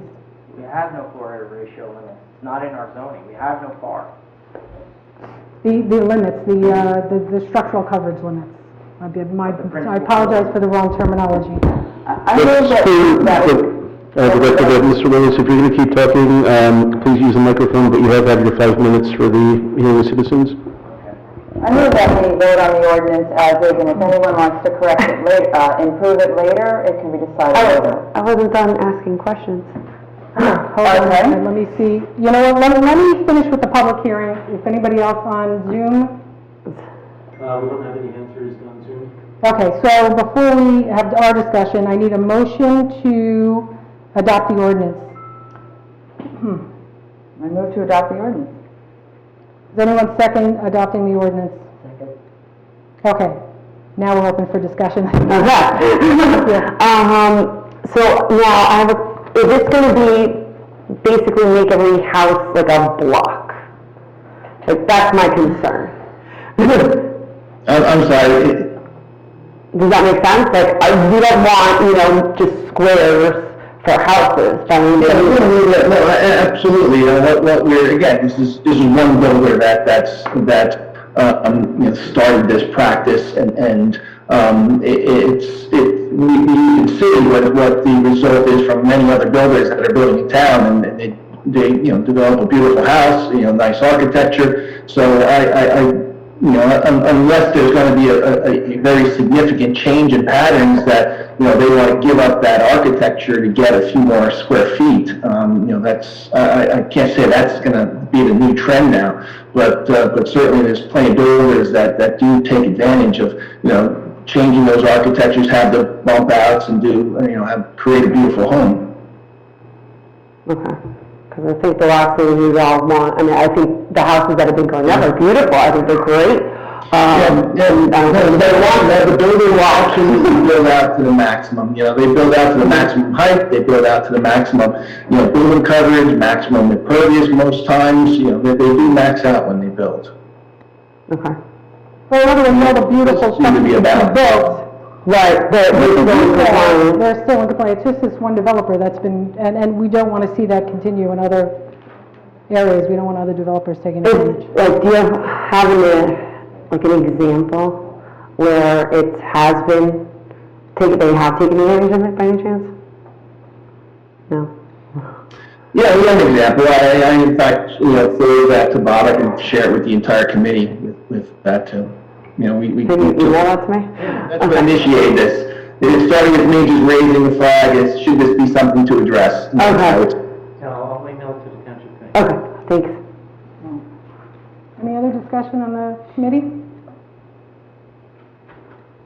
Yeah, I just think the ordinance, the intention is to prevent overdevelopment, which, as we all know, everyone is against, because it's getting alarming in Chatham Township. Well, but this is single-family homes, so that's kind of separate. Not really. And people are worried about their own neighborhood changing character in single-family neighborhoods. They worry about multifamily units or multifamily developments in a single-family. I've never heard that. Especially in the R4 zone. Okay, I have not heard a single complaint. I have absolutely heard that. All right. I disagree. I make a motion that we vote on the, or can we? Well, we already have the motion in a second. Okay, is there any other discussion? Let's take it to a vote, please.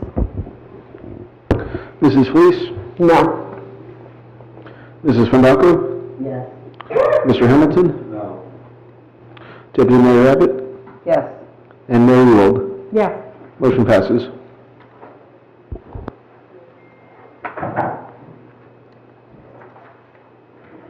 Okay, ordinance 2021-25, the special emergency appropriation for master plan updates.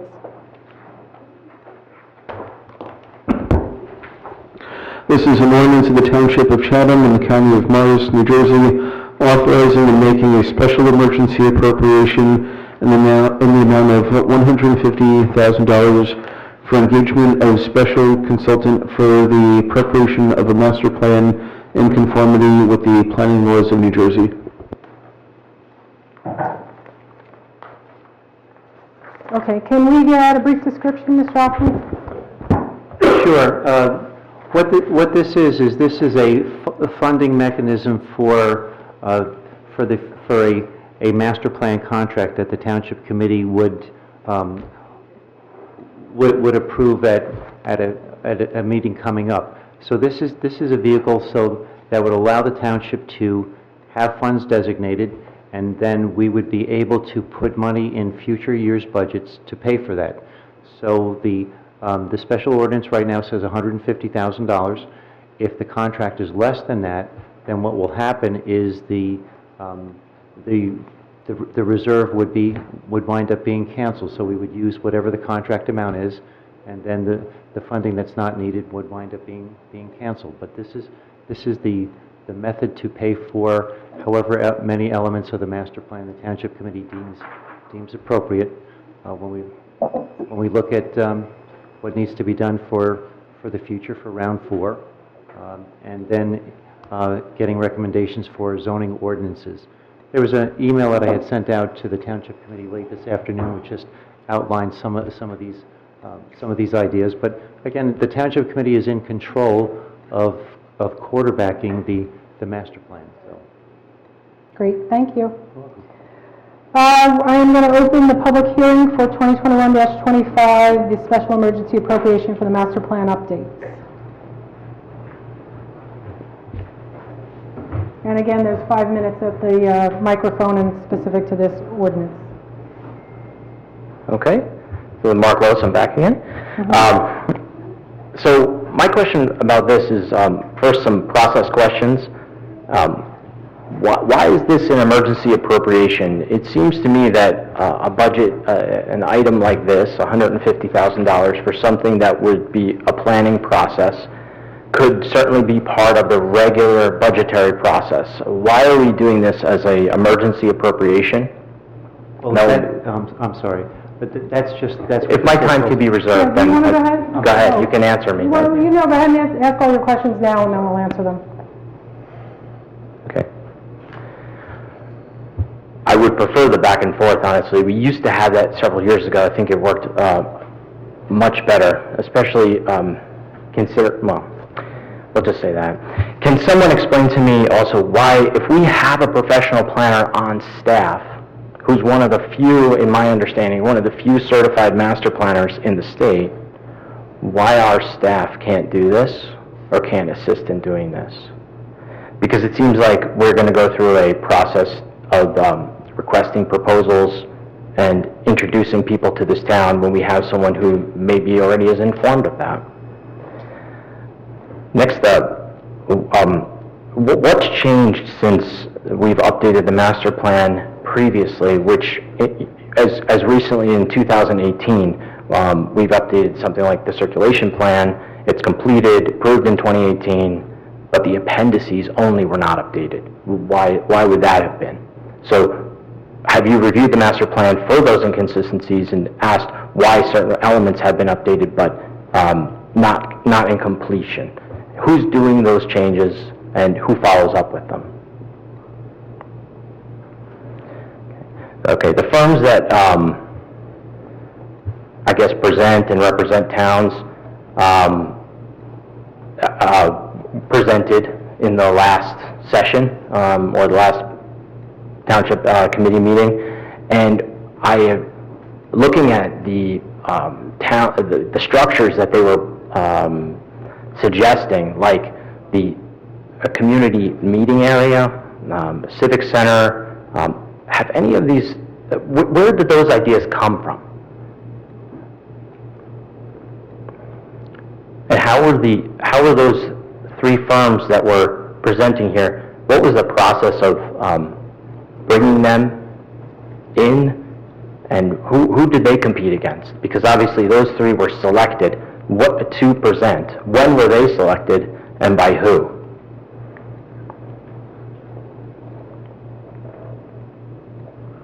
I think that's all I have. Okay. Just for clarification, I'm sorry, when you said the 4th one, community meeting area civic center, you're referring to something that they had mentioned in their presentations? Yeah, they had talked about planning for a community hub and community meeting. Okay. I'm just debating what direction to do these in. Mr. Hoffman, you want to address the first one? Let's start with the first one. Why the emergency appropriation? Why not just absorb it in the budget, was the question. All right. The term emergency appropriation is something that the state of New Jersey uses. That's their term. Mr. Lois is asking a valid question. Why can't this be absorbed into the budget? And by using the special emergency, the state allows the township to budget for this over 5 years, over succeeding budgets, over a 5-year period, because it's it's a large expense. So this way it doesn't hit the budget in one calendar year or one fiscal cycle. So, If you look at your screen, I have up, this is from the DCA, the special emergency, that state language calling it a special emergency. But if you look at letter D, preparation of master plan or plans when required to conform to the planning laws of the state, that's one of the allowable reasons to use kind of what's considered a special emergency. Okay. And if you look at this section that I'm highlighting down here, this explains the follow-up resolution that'll be adopted, assuming that the ordinance passes.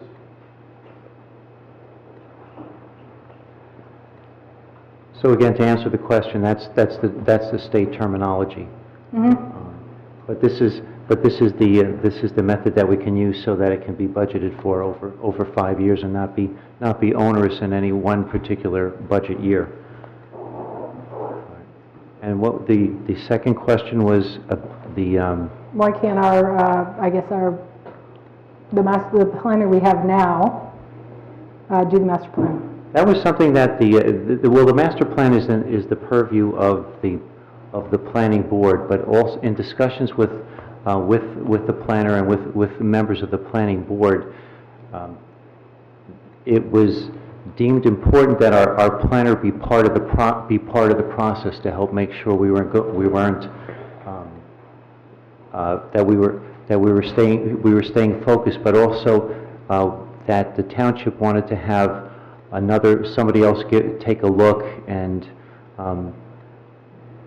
give us a different perspective. So that was one of the reasons why, was to have other companies that had access to newer technology help the township, but we wanted the experience of our planner to be part of the process. And if he was going to be part of the process, he could not submit a proposal for this.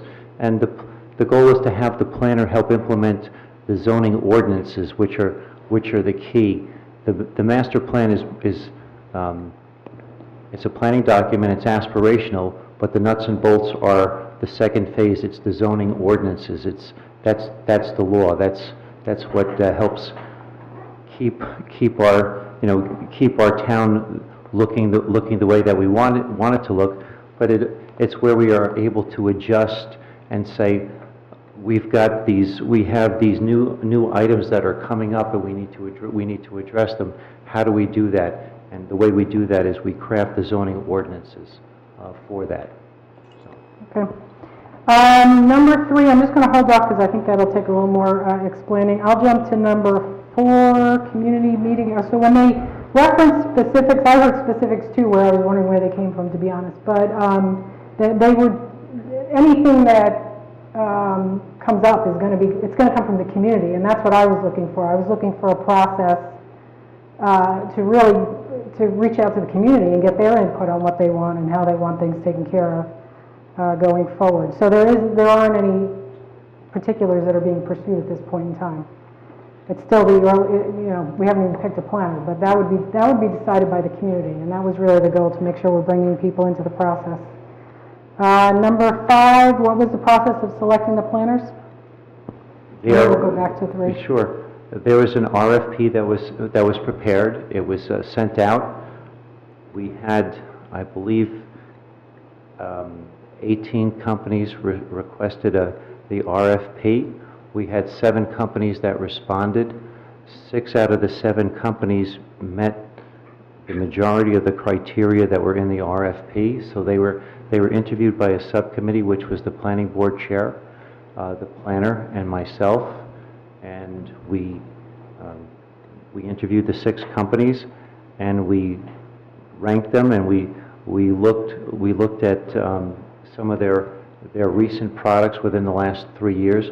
But we also looked at how they conducted outreach to residents and how they interacted with the township committee and also the planning board, how many meetings they were willing to have with the planning board, with the township committee. How did they communicate with with the Township Committee and the staff. So that's how we ranked them, and we looked at all 6, and we brought forward the 3 that had the best overall communications with our residents, but also the greatest number of meetings with both the Planning Board and the Township Committee, because those are the those are the 2 bodies that provide guidance for the process. Okay. And then the question... Oh, and I'm sorry, and the other thing was the timeliness.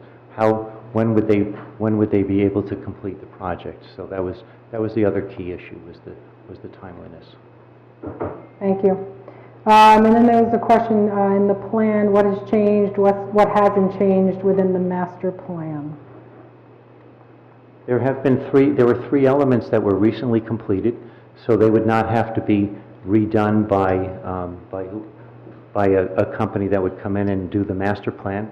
But there have been 3 additional elements which have been added by the state that at least 2 of them would have to be completed, and a couple of the companies have indicated that they would be able to roll that into some of the core elements that have to be completed for the updated master plan. Okay. I mean, I could certainly say when I was at this conference, there must have been 3 different sessions where they talked about in order to qualify for funding or grant opportunities, make sure your master plan is up to date and it's comprehensive. So that's definitely on my radar in terms of making sure we get an updated master plan. And it's not, Madam Mayor, it's not just the master plan. It's the master plan provides recommendations, but it's how do we look at the emerging trends that have come out of the process? But how do we put zoning ordinances in place that convey what should the township look like over the next 10 years? How do we protect single-family neighborhoods, but what are the emerging trends? So we have more people that are working from home, but how do we? What's the balance? You look at the demographics where we're a community that may be getting a little older, but what does that mean? So does that mean aging in place? Does that mean that there's people will need to make some changes to their houses just so that they can stay in their houses? But those are some of the things that would be addressed. And then how do you make whatever is important? How do you make that enforceable? Okay. Okay. Anybody else for public hearing on Zoom? Thank you. Let's see. Do we have a motion to adopt the ordinance 2021-25? Celeste motioned. Do I have a second? I'll second. Any discussion? Yeah, I just want to quote Abby Fair, who said, "You get what you plan for, so you got a plan, or you get what you don't want." Plan and then zone for, so it is. Plan and implement it with the zoning, yeah. Yes. And that way we can be ready for 2025. Okay, Mr. LeConte, can you call the vote? Sorry. I was just reading. I don't want to belabor the point too much, but I just, from my personal end, I'm not satisfied and have had questions through this process and remain unsatisfied with the explanation as to exactly why I haven't been convinced that we need to appropriate money preemptively right now for an outside consultant like this. And I just feel like I haven't heard it all directly from our planner, and come before us, and I don't see the need for this right now.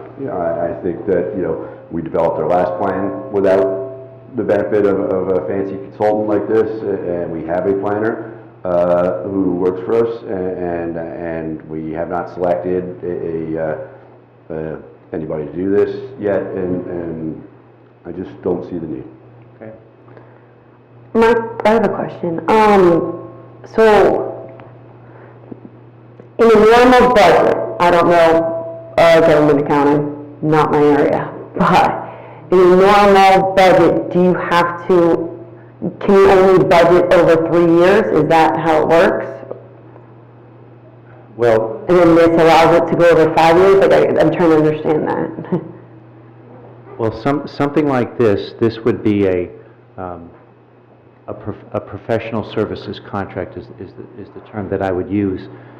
It's something that can be done in 1 year, so theoretically, it would be budgeted as an operational expense. It would be in your operating budget, so you would have the whole thing in one calendar year, and that's not something that we want to do, because as you saw on the screen, because this affects your community going out for at least 10 years.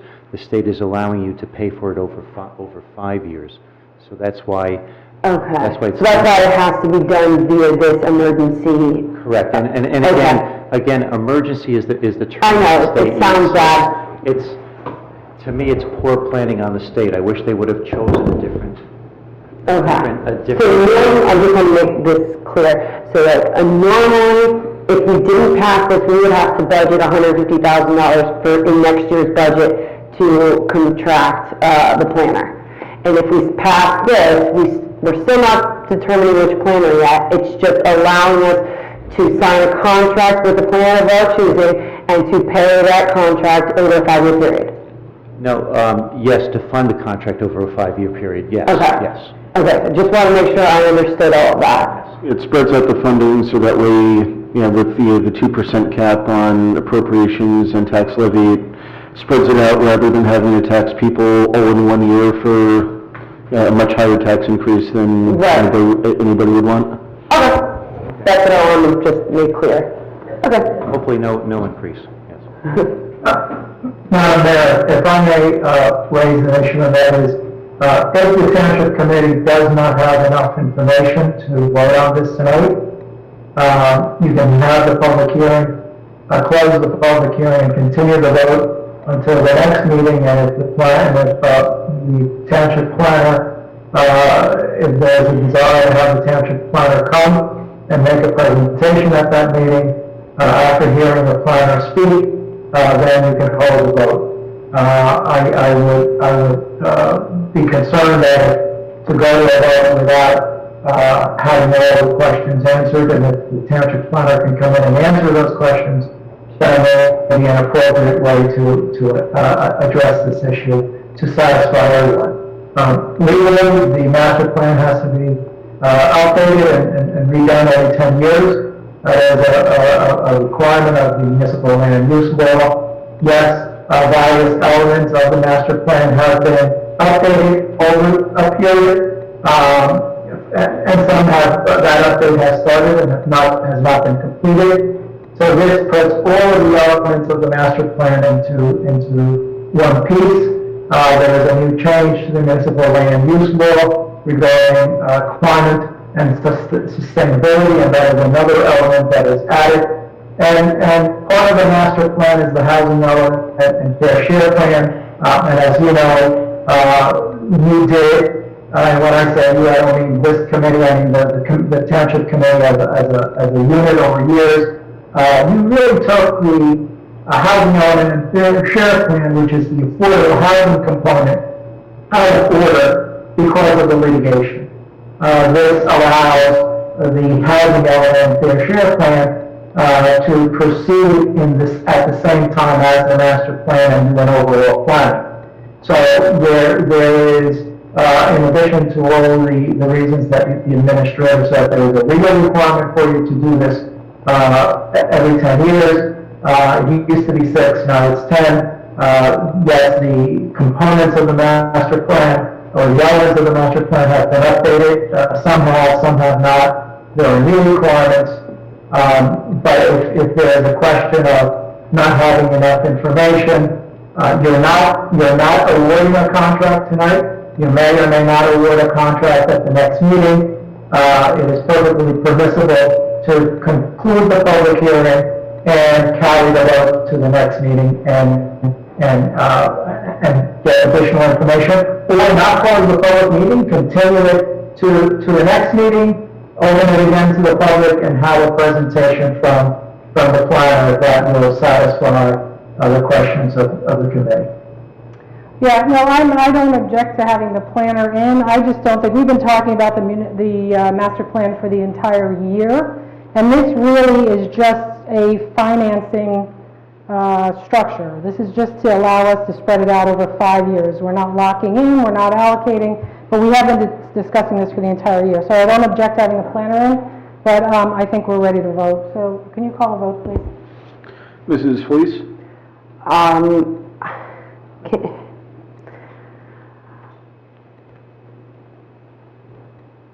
going to say no, because I would rather wait and choose the planner and have him speak. I thought Albert's suggestion was a valid one. Mrs. Fondacco? Yes. Bob, you look like... Was there a vote there? Yes, we're taking it to a vote.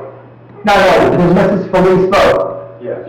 She did, but, you know... And what was the vote? I didn't hear it. The vote was no. But, you know what, if the township committee requires additional information and you wanted to hold it and hear from the planner. She wants to know the planner, she said, correct me if I'm wrong, the planner that's selected. Yeah.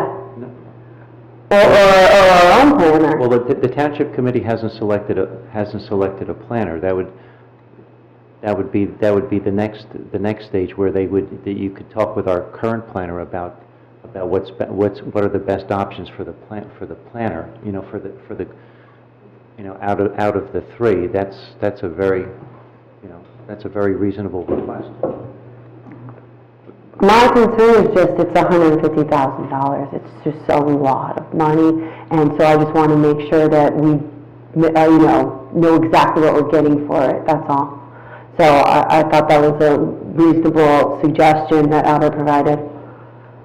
But Yeah, again, I don't think it's unreasonable, but I don't think that's what we're voting on. But if our administrator would like us to wait, then I'll respect that. I would ask that we wait because the funding ordinance requires 4 votes.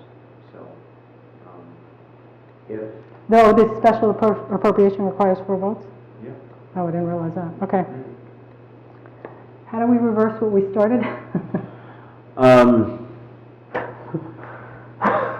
We'll just wait till the next meeting. Can we vote no and just reintroduce it at the next meeting? It doesn't pass tonight, but... It has to get done before the end of the year. No, you either have to have a special meeting to reintroduce it, or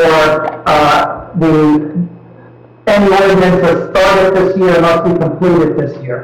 You can't carry it to the next year, so if you vote it down, then there isn't enough time, absent a special meeting, to do something between now and the end of the year. Well, I move that the committee take a vote on reconsidering the motion that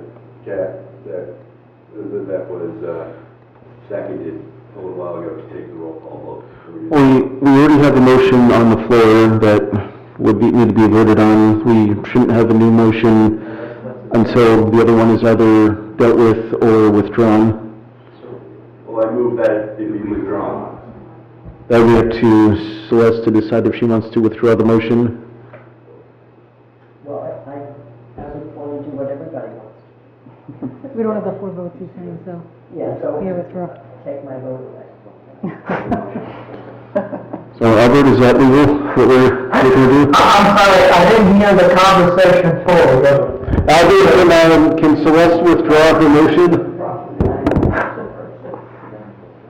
Yes, she can withdraw a motion, and then as long as the mover and the second person agree, then the motion can be withdrawn.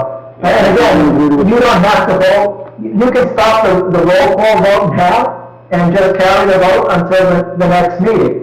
My own suggestion is to withdraw this motion so it's off the floor, continue the public hearing until next month, and then have the vote at that point. Can I withdraw my no vote and then we re-vote next week? Yeah, we'll do it that way, and then, if I understand correctly, we'll invite Frank Banish to be at the next meeting, so that way, he can answer any questions that committee members may have.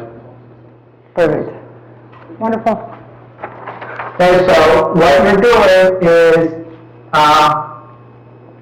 withdrawing the motion and carrying the public hearing and the vote until the next meeting. That's what you're doing, so Celeste should make that motion, whoever seconded should second that, and then have a roll call vote on that, to try to keep the books and records somewhat straight. So do we have a motion to withdraw the motion? I withdraw my motion.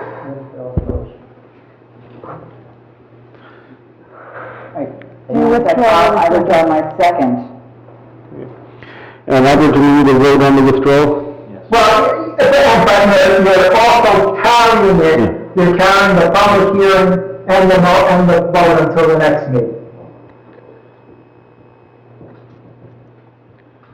And So it's a combined motion, withdrawing it and carrying the meeting, the public hearing and the vote until December, whatever that date is. Okay, so is everyone... To carry it, is that what? Okay, so this is a motion to withdraw, simultaneously withdraw Celeste's earlier motion and to carry this public hearing and topic to the next meeting. December 16th. I should specify the December 16th meeting. Okay, so do we have a motion to withdraw? We already have that from Celeste and Kathy. Oh, so we're going to a vote. Yeah, so does everybody understand what we're voting on? We're voting on withdrawing the motion. And carrying this to December 16th. Any discussion? No. Roll call. Mrs. Ruiz?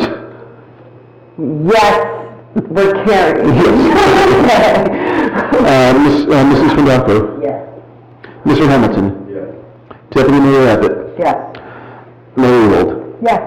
Okay, so the motion passes to carry this to December 16th.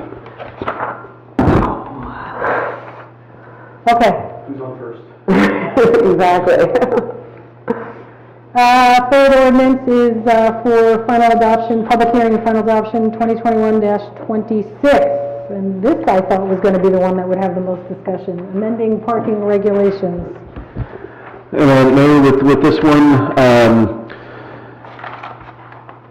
we should still have the public hearing on it, but if you notice under introduction of ordinances, since there were a variety of amendments suggested for this ordinance, it's cleaner to just table it, and then under introduction of ordinances, we have the ordinance 2021-34, which is parking regulations, which the name on for introduction goes back to, rather than having that 1 hour limit, it's just the no parking 7 to 1, and with the other information that Mr. Hoffman addressed before when Mr. Frischelli was at the microphone. That's in the, it's in the introduction of ordinances. Yeah, so... So we'll have the discussion, but we won't have the public hearing because... Yeah, so the public hearing is on the version that was introduced at the last meeting with the 1 hour limit. Yeah. But when the Public Safety Committee met recently, there were a bunch of suggested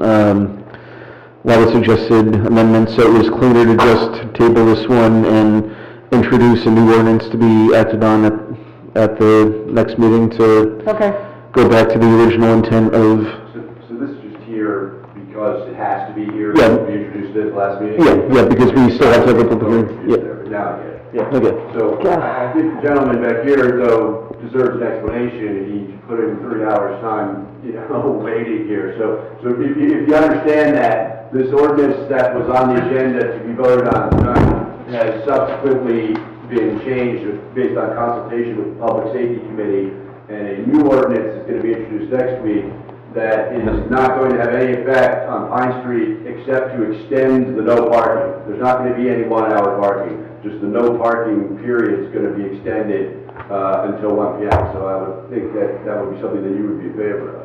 Of course. and Bob gave me a copy of the change. And If we're opening the public hearing, Mayor, Well, I thought we're pushing this off. so we still need to have the public hearing on it, so if you want to open that, then Mr. Fischelli can have his 5 minutes. Please speak, we're opening the public hearing. Okay. And if you just, again, for the record, give your name and your street. Tom Cruise, no, Tom Priscilla. Pine Street, 38 years there. Like I said before, we worked on this ordinance about no parking 16 years ago with the chief of police and the traffic officer, and it's been working fantastically. The no left-hand turn off of Lafayette onto Pine Street, that's been working. The problem we have is parents and students and teachers don't always abide by that, and the parents don't abide by the signs, no stopping or standing 300 feet in. I went and took pictures of the signs. I think you asked me about that. You can't read the signs. So the signs have been up there for 15, 16 years. They need to be replaced because it's despicable, to be honest with you. You know, we're all concerned about safety. And we're also concerned about what was happening in the beginning. The police were just slapping people on the hands who made left-hand turns when they shouldn't have been, or parking up by the mouth of Pine Street in Lafayette. Why are you slapping hands? They're doing something, they're breaking the law. The way you get their attention is write them a ticket. Stop being so nice, you know. I mean, that's maybe a simplified view that I look at, but I've called numerous times as other neighbors. One of my neighbors, Al Erico, who lives near the front of Pine Street there, came home one day, and there were cars parked on the side, and there was a car in his driveway. And then one of them was just sitting there. And he got out of his car, and he goes, ma'am, can I help you? Oh, yeah, I'm waiting for my daughter to come out of school. Oh, wait a minute, you're on private property. What do you, get out of here? There's disrespect. You know, it's the entitlement that I guess some people feel that they're entitled to. And that's what's bugging us. A lot of people on Pine Street want things corrected, even enforced. And, you know, I got tired calling the police department. I've known almost every police officer that worked or has retired. I used to do, Celeste knows this, National Night Out Against Crime in August, back with the Amazing Feet, who she was a founding person of that organization. I did a 1 mile run, 3 mile run, and the police loved it. Mayors came, the Morris County people came, and it was great. And we had that stuff in place, and we had a coherent situation, and it really worked out well. And when I saw this in the paper, I got that letter, and I started investigating, and I called Bob, and I even spoke to Greg. And I got a little huffy with Greg, I guess. I apologize about that. But, you know, if it hasn't been broken for 16 years, what the heck are you trying to fix? I mean, I feel bad for the people that are on Longwood that are having the same problem. I mean, I called the high school today and I asked, what time is their lunch break? And I found out that it's what, 10:30 to 11:32, and the juniors or the seniors can go out and get lunch, and then they got to come back. Oh, the seniors, it's open campus, so if they can go out and have a study, they can go out and they can move their cars and move it someplace else. That's why I was objecting to the 1 hour, because my neighbor's next door on either side of me. People come to visit, they pull in their driveway. The landscapers, I don't care. Or the contractors that we have to deal with on a daily basis when they're coming in to do work on people's homes. That acts as a deterrent to the traffic flow on Pine Street. I've got to give Heather Girding a lot of credit for doing what she did 15 years ago. I'm sorry that she moved out of town, but she did a super job in getting this, and then all the neighbors, pretty much all the neighbors, signed a petition, and we came here multiple times, and we finally got the ordinance passed. So that's what's upsetting to me, and upsetting to other people, being slightly misled with the wrong information on there that I interpreted. So if that's what's going to be, if that's the final ordinance, then fine, I can live with that. If you're going to increase no parking on this side from 7 to 10, from 7 to 10 to 7 to 1, that's fine. But I don't see the purpose of having a 1 hour people can pull in the driveway. I'm sure your house, you got visitors, people come to visit you. They're gonna come in and park in their driveway? Yeah, we got feedback loud and clear from the residents and the chief, and admittedly, it was my idea, well, it seemed like a good idea at the time, but we heard loud and clear that people were not interested. I thought that was something they might want. They definitely don't want it. No. It's not in there. Because I look at it as, it's like a catch-all for the students that don't really want to abide by the laws. I mean, my 3 kids went to high school at Chatham, and when one got a driver's license, or my son got a driver's license, oh, I want to drive a car down there. I said, what? You're 1,000 feet. No way. I'm a mean daddy. Okay. And then my other daughters did the same thing, and I said, there's no way you're going to park. You know, I don't have the money to buy a car. But it's been fine the way it's been for the last 15 years, and that's why I'm here, representing a bunch of neighbors on the street who've had turnover. And a lot of them are not aware of all these things. But I would recommend, highly recommend, Bob, getting the signs changed. Get a new sign for the signs on Pine Street, because they're discolored. You really can't read them. Thank you, Mr. Fischel. Thank you. It's item 72 on the list. Do we know how many signs that are going in? No, I just made a note that, take a look at the signs, that we have to replace them because they're faded. Well, we'll also need new ones with the new hours, won't we? Yeah. Do you know how many? Not at the moment. Just curious. I think that's important. Yep, thank you. So, do we have anybody else in the public hearing for 2021-26? No one on Zoom, unless you got one in the audience. Okay, so we're going to close the public hearing for that. Now, what is the procedure for carrying? Motion to table 2021-26, and then later on the agenda will be the introduction of the new ordinance to go back to the original intent, in keeping with what Mr. Fischel and Mr. Porno had originally suggested, with the extending the portion to 1 o'clock. Correct. Yeah, okay. And Madam Mayor, if I may, just so that it's on the record, we had 76 people that responded to our survey about whether they were interested in extending the no parking until 1 p.m. make it from 7 a.m. until 1 p.m. on the streets that were mentioned, and we had 63 people that were in favor, and we had 13 that were not in favor of it. So 83% of the respondents are in favor of making the change, and 17% of the respondents were wanted to stay the same, wanted to keep it at 10 a.m. So it is a significant amount of people that want to make the change to 1 o'clock. Okay. Okay, so do I have a motion to table 2021-26? Second. You get a roll call, please? Mrs. Felice? Yes. Mrs. Fadaco? Yes. Mr. Hamilton? Deputy Mayor Abbott? Yes. And Mary Wold? Yes. Motion passes.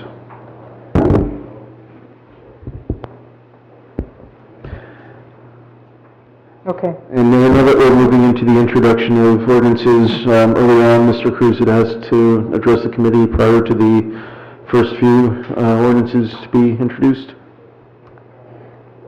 Okay. Are you going to read the, are we taking all 5 together? Are we allowed to do that? Although they need to be individually voted on. Okay. Yeah, there will be individual action, but Mr. Cruz had wanted to, because since several of them are related, I believe Mr. Cruz wanted to address them sort of as a group. Okay, Mr. Cruz, can you tell us about those first 5 ordinances and the introduction of ordinances? I will address the first 4 together now, and then the 5th one when we get to it. Okay. And as the clerk said, you are voting on these separately. The first ordinance, 21-27, this is an ordinance amending your municipal court ordinance to make it conform with the recently signed Joint Municipal Court Share Services Agreement. So it's basically your local municipal ordinance should be in alignment with the Shared Services Agreement. That's what this ordinance does. it puts the two into alignment. You create a municipal court, you create a joint municipal court by ordinance, not by resolution. And what you previously did was, it was a resolution authorizing the shared services agreement. This brings the two into line. I view this as basically an administrative cleanup to make the two conform. Any questions on that? Yeah, I have a quick question. Is there, there's no change in the fee schedule or anything? It's literally just addressing that change that you made, that you suggested? It basically tracks the shared services agreement that you just authorized. Okay. And refers multiple times to the shared services agreement when a particular detail is needed. Okay? The second ordinance, 2128, as you know, at the end of October, you received a judgment of compliance and repose on the affordable housing litigation, which is valid until July 1 of 2025. This particular ordinance is an ordinance dealing with growth share. Growth share is no longer a valid methodology to calculate the affordable housing obligation. It was invalidated by the New Jersey Supreme Court. You've carried that ordinance on in your books since the inception of that program. It effectively has been repealed by other ordinances that you have adopted as part of your affordable housing settlement. So this removes or repeals that growth share ordinance from your books, just to make it crystal clear that that no longer applies. Again, it's the appropriate time to do it because you now have a judgment of compliance and repose. The next any questions on that? The next ordinance, 2129, is also repealing an existing affordable housing ordinance. It's the affordable housing marketing plan. When you did the sell the affordable housing litigation, you adopted a new affordable housing marketing plan, and that's how the affordable housing administrative agent solicits individuals to come and apply for affordable housing in Chatham. And there's a process, and that ordinance just codifies that process. Any questions on that? No. Okay. Then Is that part of the settlement, Albert? Is part of the settlement the establishment of that marketing plan? Like, is that something that we agreed to do? No, that was part of the settlement. It's part of all of these settlements. You have to have an affirmative marketing plan for your affordable housing. When you did that ordinance was updated. As I said, you can probably make the argument that this was repealed by implication, but I'd much rather prefer that you repeal it so there's no question, or two sets of the same ordinance or similar ordinances in your books. Got it, thanks. Then the last ordinance in this set, 21-30, you may remember that back in the probably 2010 or 2008, you adopted an affordable housing development fee ordinance that was not implemented. That's this ordinance. As part of your settlement, you did adopt a new affordable housing development fee ordinance. So that's what was agreed to in the settlement. That's what's covered by the judgment of compliance and repose. So this ordinance repeals that older affordable housing development fee ordinance. So you don't have two ordinances and avoid confusion. So basically those four ordinances I view as administrative cleaning up your ordinance book, making sure that if somebody looks at your ordinance book either online or the hard copy, that they don't see two things called development fee ordinance, two things called affordable housing marketing ordinance. Thank you. Okay, do I have a motion to introduce 2021-27 establishing the joint municipal court? So moved. Do we need discussion? We need discussion, right? On an introduction of what? Probably should. Okay. Any discussion on 2021-27?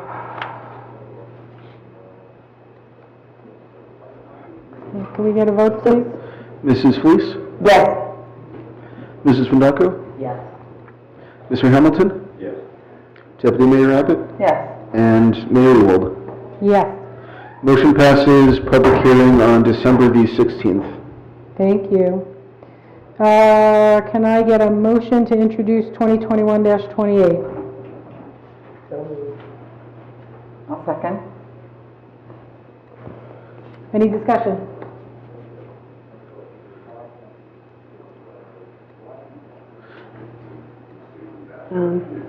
Okay. Yeah, did you have a question? No? Can you do a roll call vote, please? Mrs. Felice? Yes. Mrs. Fundaco? Yes. Mr. Hamilton? Yes. Deputy Mayor Abbott? Yes. And Mayor Ewald? Yes. Motion passes, public hearing on December 16th. Can I get a motion to introduce 2021-29, repealing the, I'm not going to go into the detail. Thank you. Can I get a second? Did you get those? Any discussion? No. Mrs. Felice? Yes. Mrs. Fundaco? Yes. Mr. Hamilton? Yes. Deputy Mayor Abbott? Yes.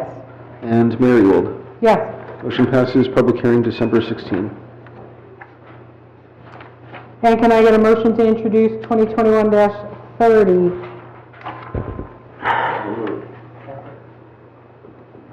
Any discussion? Okay. Mrs. Felice? Yes. Mrs. Fundaco? Yes. Mr. Hamilton? Yes. Deputy Mayor Abbott? Yes. And Mayor Ewald? Yes. Motion passes, public hearing December 16th. Madam Mayor, those three ordinances, because they are part of the affordable housing ordinances, should be referred to the planning board for consistency or determination with the master plan. So they will go to the planning board. Okay. The next ordinance, item 5 on the ordinance agenda, 21-31, that is an ordinance amending your current affordable housing development fee ordinance. What that does is the following. It applies to a very discrete type of development. When there is a use variance increasing the density.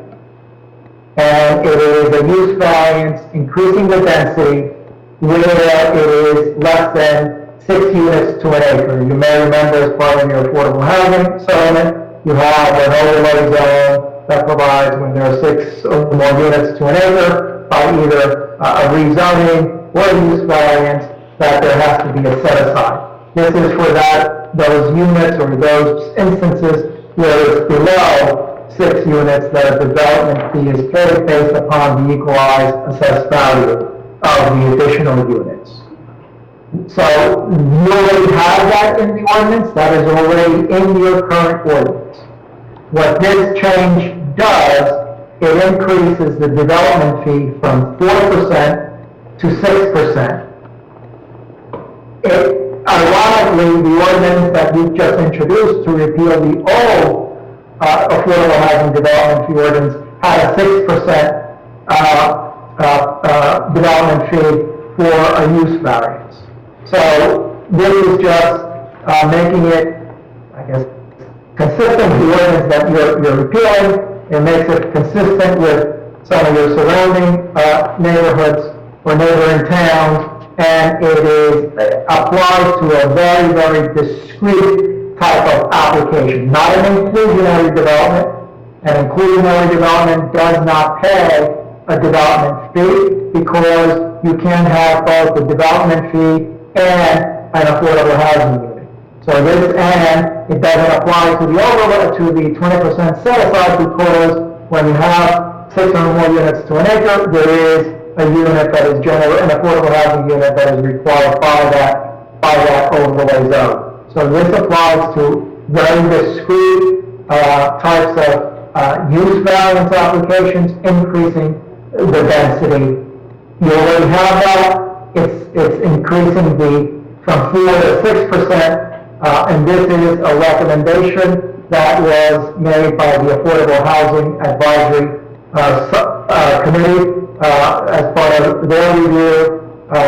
They made that recommendation to be consistent with, as I said, the ordinance you're about to repeal, your neighbors, and it applies to a very discrete type of use variance, a density variance. That's my explanation. If you have any questions on it, I'd be happy to try to address them. Yeah, you use the word discrete or small or you know, a whole bunch of different adjectives a couple times in that description. Could you possibly give us some practical examples of types of things that would fall within this? Let's say you have a lot where a single family resident is permitted, and the applicant comes to the Board of Adjustment and says, I want 4 units on this lot. So you have a 1-unit residence, and then there's an application made to the board for 4 units. That's an increase in the density on that one lot. That's when it applies, when there is an increase in density. Not a subdivision that's inclusionary, not any type of inclusionary development is where there is a density increase between 1 and 5. So it does not apply in any situation that doesn't involve the construction of 2 or more single-family homes? If you're in the single-family home zone and you're increasing it from anything beyond what is permitted in that zone, that is an increase in density. So if you go from a 1-family home to a 2, from a 1 to a 3, to a 1 to a 4, to a 1 to a 5, that's an increase in density. That would trigger this particular statute. It does, this particular portion of the development fee ordinance, it does not apply if you have an addition to your home. You will raise the date of that at the end of 2019, I believe, and you have a formula there for when additions are triggered. Okay, so it's going from a single-family house, unit, whatever, to multifamily. I'm sorry, do you know From single-family to multifamily? Yes. Okay. Less than 6 units. That's 1 to 5. Okay. Because once you're at 6 units by way of a zone change or a use variance, then that overlay kicks in, that 20% kicks in. Okay.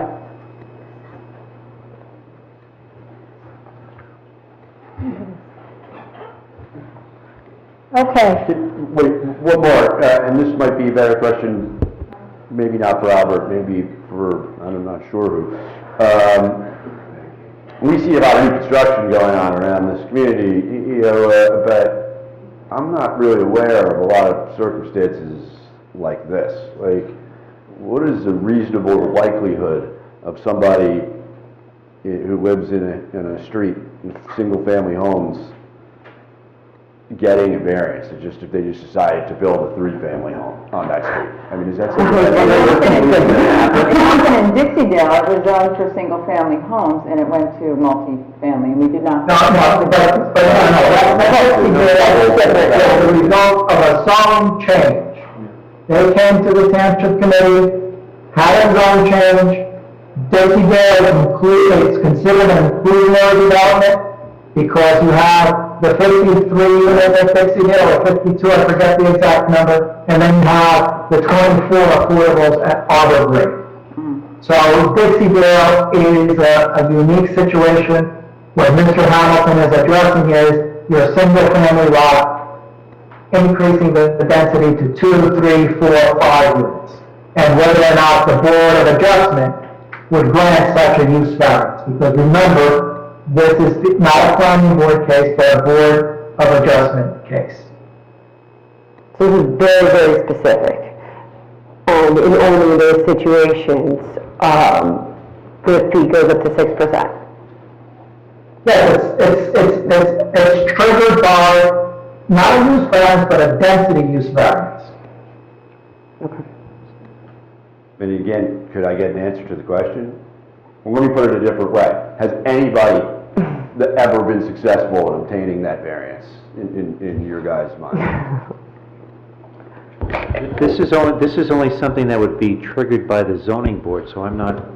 John, you've been zoning board engineer for 20-something years. Have you seen this happen? Where a D variance for increasing, no, I don't, nothing comes to mind where they would need, nothing comes to mind that the zoning board approved.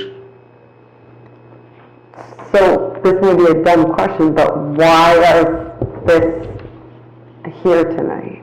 I mean, basically what it comes down to is this was what was originally on the books, this is what was originally intended, and we are 7 million deep on affordable housing costs at this point, and all our neighboring towns are doing 6%, so it just made sense to have it on the books. So if we are in a situation, the other thing is, we're talking about the, Mr. Cruz is saying, a situation that's never occurred. yes, Mr. Cruz is saying we have a town-wide set-aside, which is why it doesn't apply in some cases.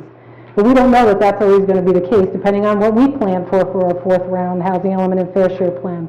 Maybe we address those 157 units that were unmet need. I don't know, but I'm just saying that we have a lot of money to make up in terms of how much we've spent on affordable housing. Right. Yeah. And this is a place to do it that's comparable to the other. It's more, but if it's, I don't see how it will actually generate anything if there's no plans.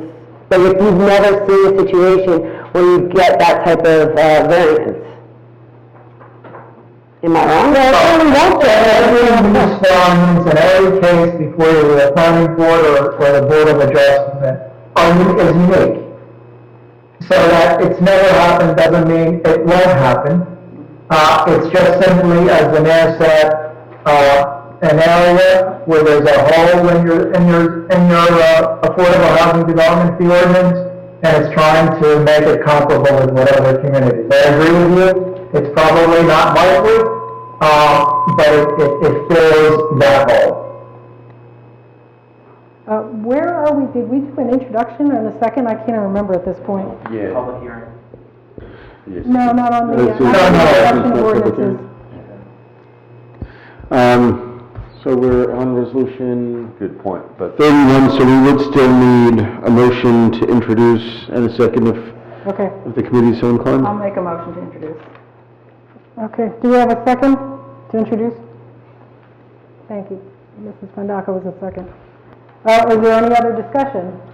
yeah, so subject to the record reflecting, I guess, that we already inadvertently had the discussion, I think, beforehand, but, I'm not liking what I hear about this ordinance. First of all, I mean, just having an ordinance on books, to quote-unquote fill a hole or something in the event of a hypothetical scenario that's extremely unlikely, to put it mildly, doesn't make a lot of sense to me.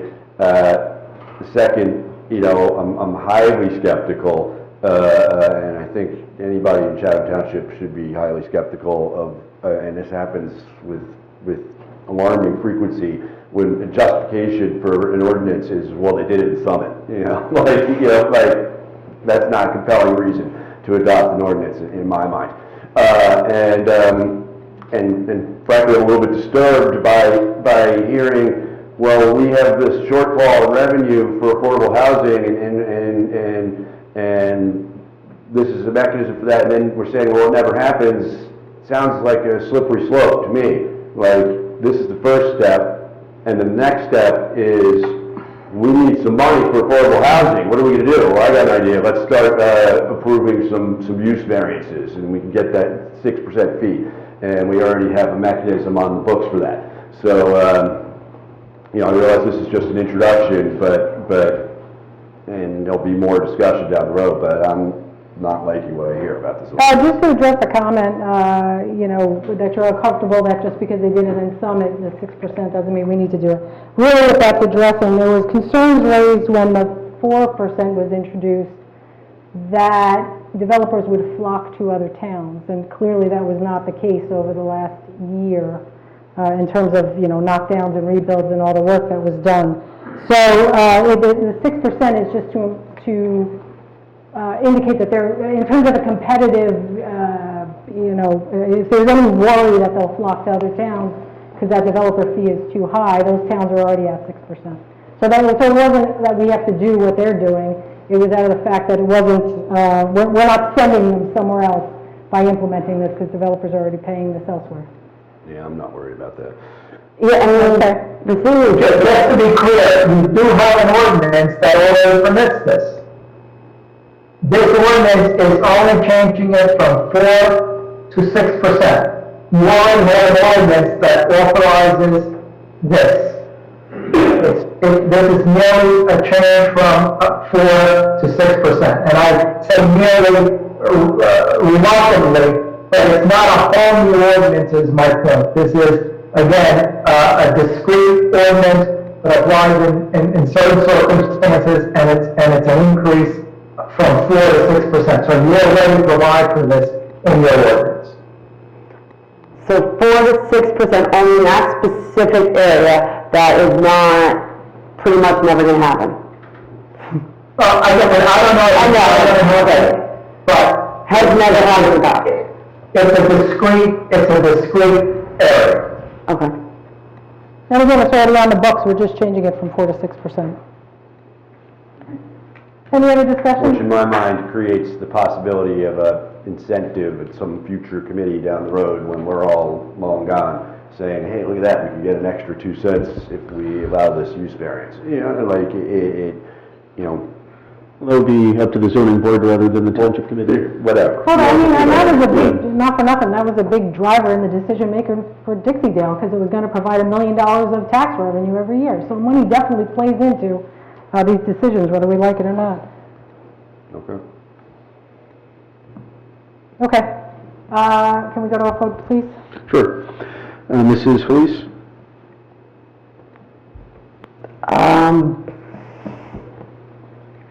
Can you come back to me? Mrs. Fondaco? Yes. Mr. Hamilton? No. Well, hold on a second. I don't mean to interrupt, but you have to be prepared to vote when your name is called. So otherwise we'll be on a round robin, wherever. You draw a short stick, you're first in the alphabet. And so, I guess we can't continue discussing either. Because it's already... Once we get to a vote, discussion is done. Discussion, so we could discuss. Okay. Yeah. All right. And now, like per Robert's rules, once the vote starts, discussion and debate has ended. Thank you. So, Right. So my vote would be no then. Deputy Mayor Abbott Yes.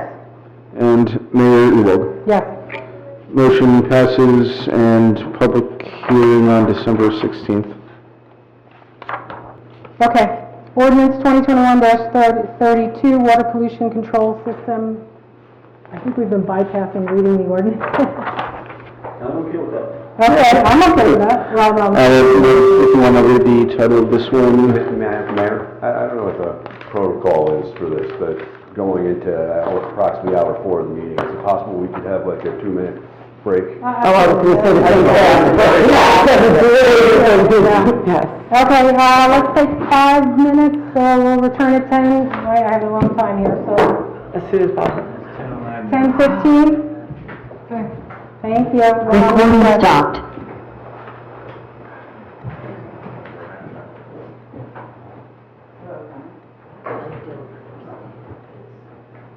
I'm on.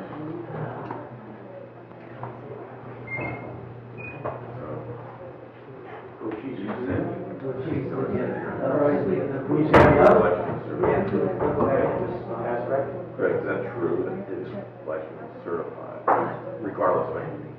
Yeah, the county clerk certified it. When did that happen? I got the email from the county clerk's office yesterday that the certifications were mailed out. You got a notification on that.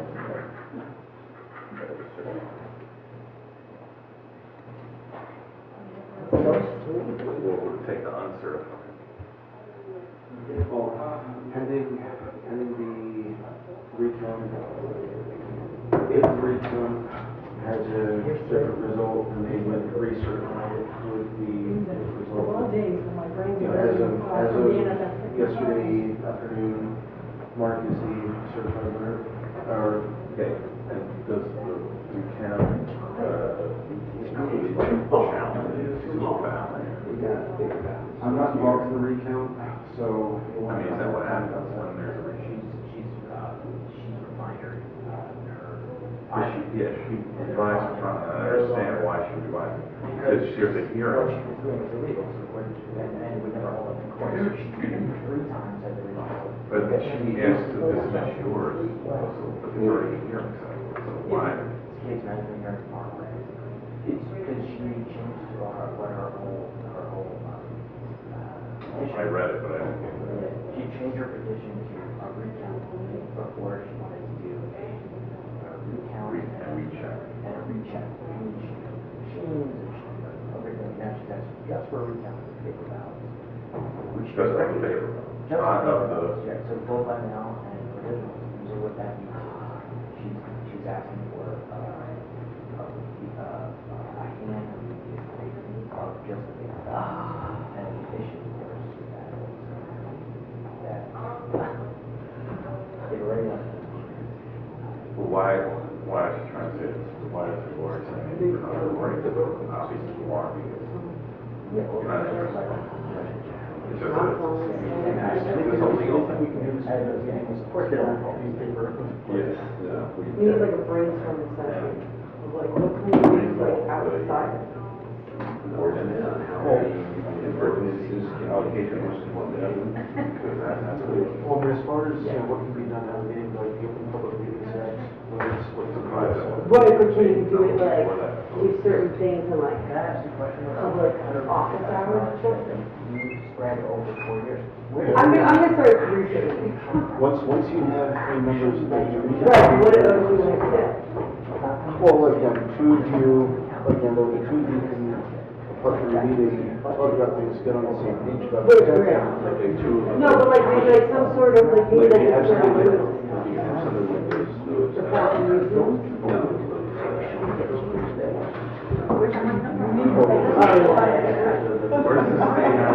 one, I mean, actually, another one.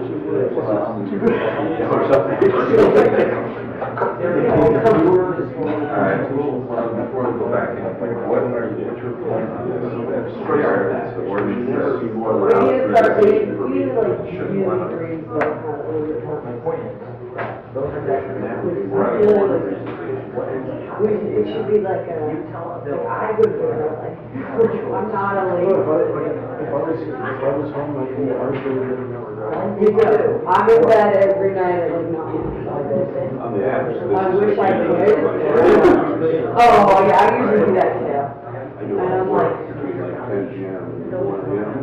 I can't do that. It's going to count towards your balance. I need like 10 hours of sleep. Thank you for bringing up the committee. Yes. I'm going to follow up, and I will think about it. Never hesitate to read. No, that's Perfect timing too, because I was about to like lose it.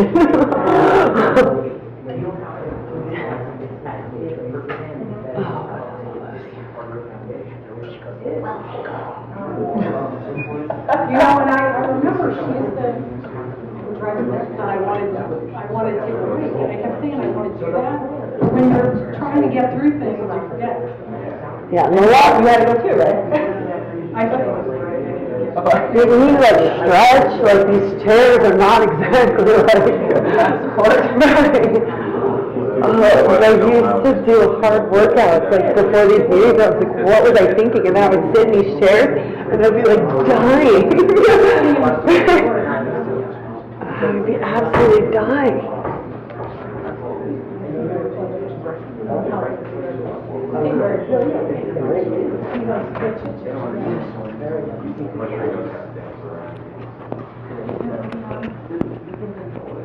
We got a minute?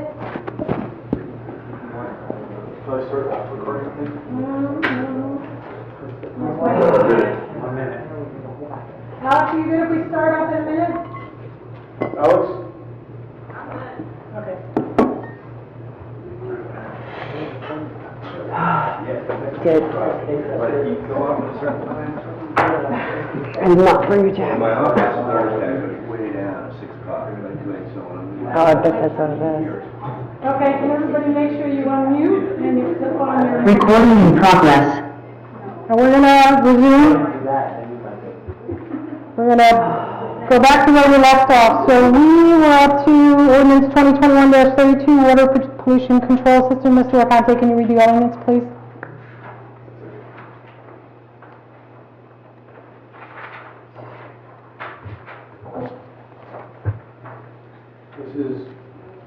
This is an ordinance of the Township of Chatham, County of Morris, State of New Jersey, providing for the operation and maintenance of the Township of Chatham water pollution control system as a self-liquidating municipal public utility.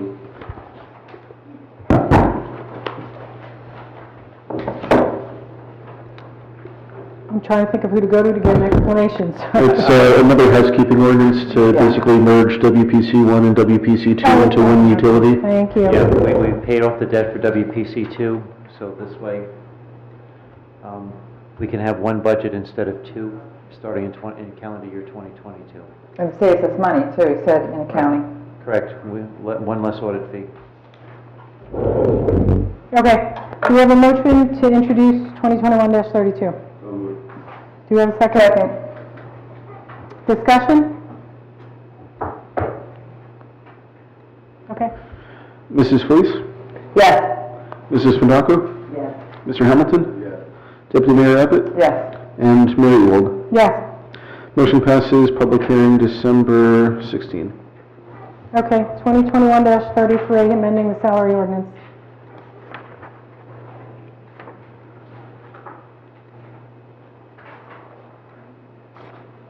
You can introduce it. Do you have to read it Oh, or explain it?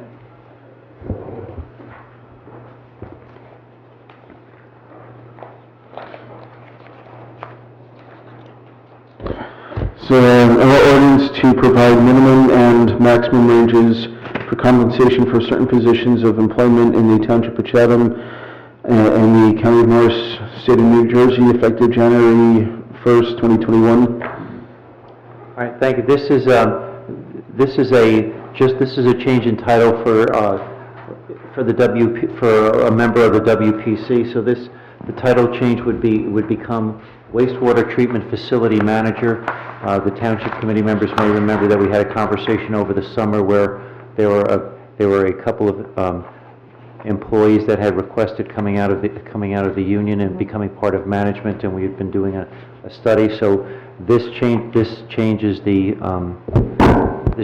title in the salary ordinance so that it would conform with the new job description, and moving forward that person can come out of the union if they continue to so choose. Okay. Do we have a motion to introduce? So moved. Any discussion? Just to clarify, so this is basically like an ordinance that will just replace the other one, just with this one additional Well, it's title in changing. it, so like you have to do it that way basically? Yeah, it's just changing that title. Wastewater and treatment facility manager. Yep. Yeah, the ranges stay the same, it's just the housekeeping change. Yep, perfect. Okay. Any other discussion? Can we get a vote, please? Mrs. Felice? Yes. Mrs. Fandacco? Yes. Mr. Hamilton? Yes. Deputy Mayor Abbott? Yes. And Mayor Ewald? Yes.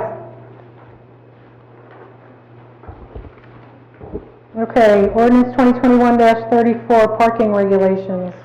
An ordinance of the Township of Chatham in the County of Morris, State of New Jersey, regarding no parking regulations on certain streets. And we spoke about this one before, so this is going back to what had been previously intended with extending the time of no parking on those various streets to mostly to 71.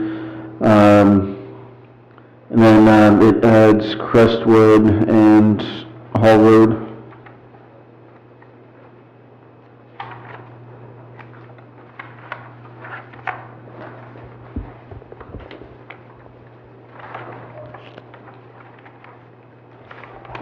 Okay, why don't we start with a motion to introduce and...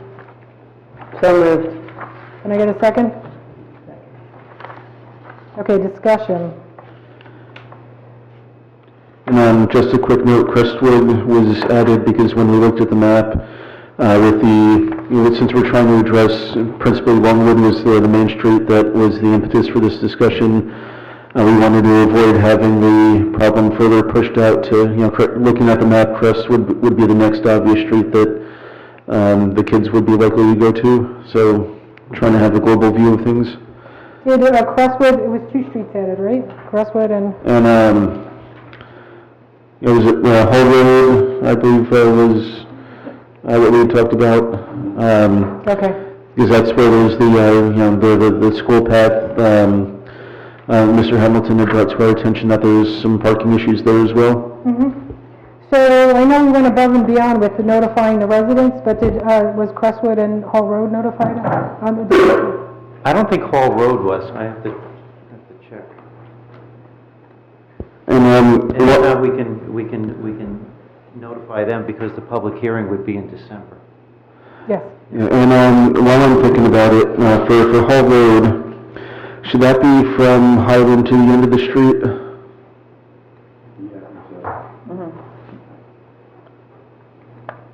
So I will add that in when this goes to publication. And when we circulated the letter, did we have the hour, 1 hour parking limit in there, or was there no parking in there? I cannot remember. I think it was no parking.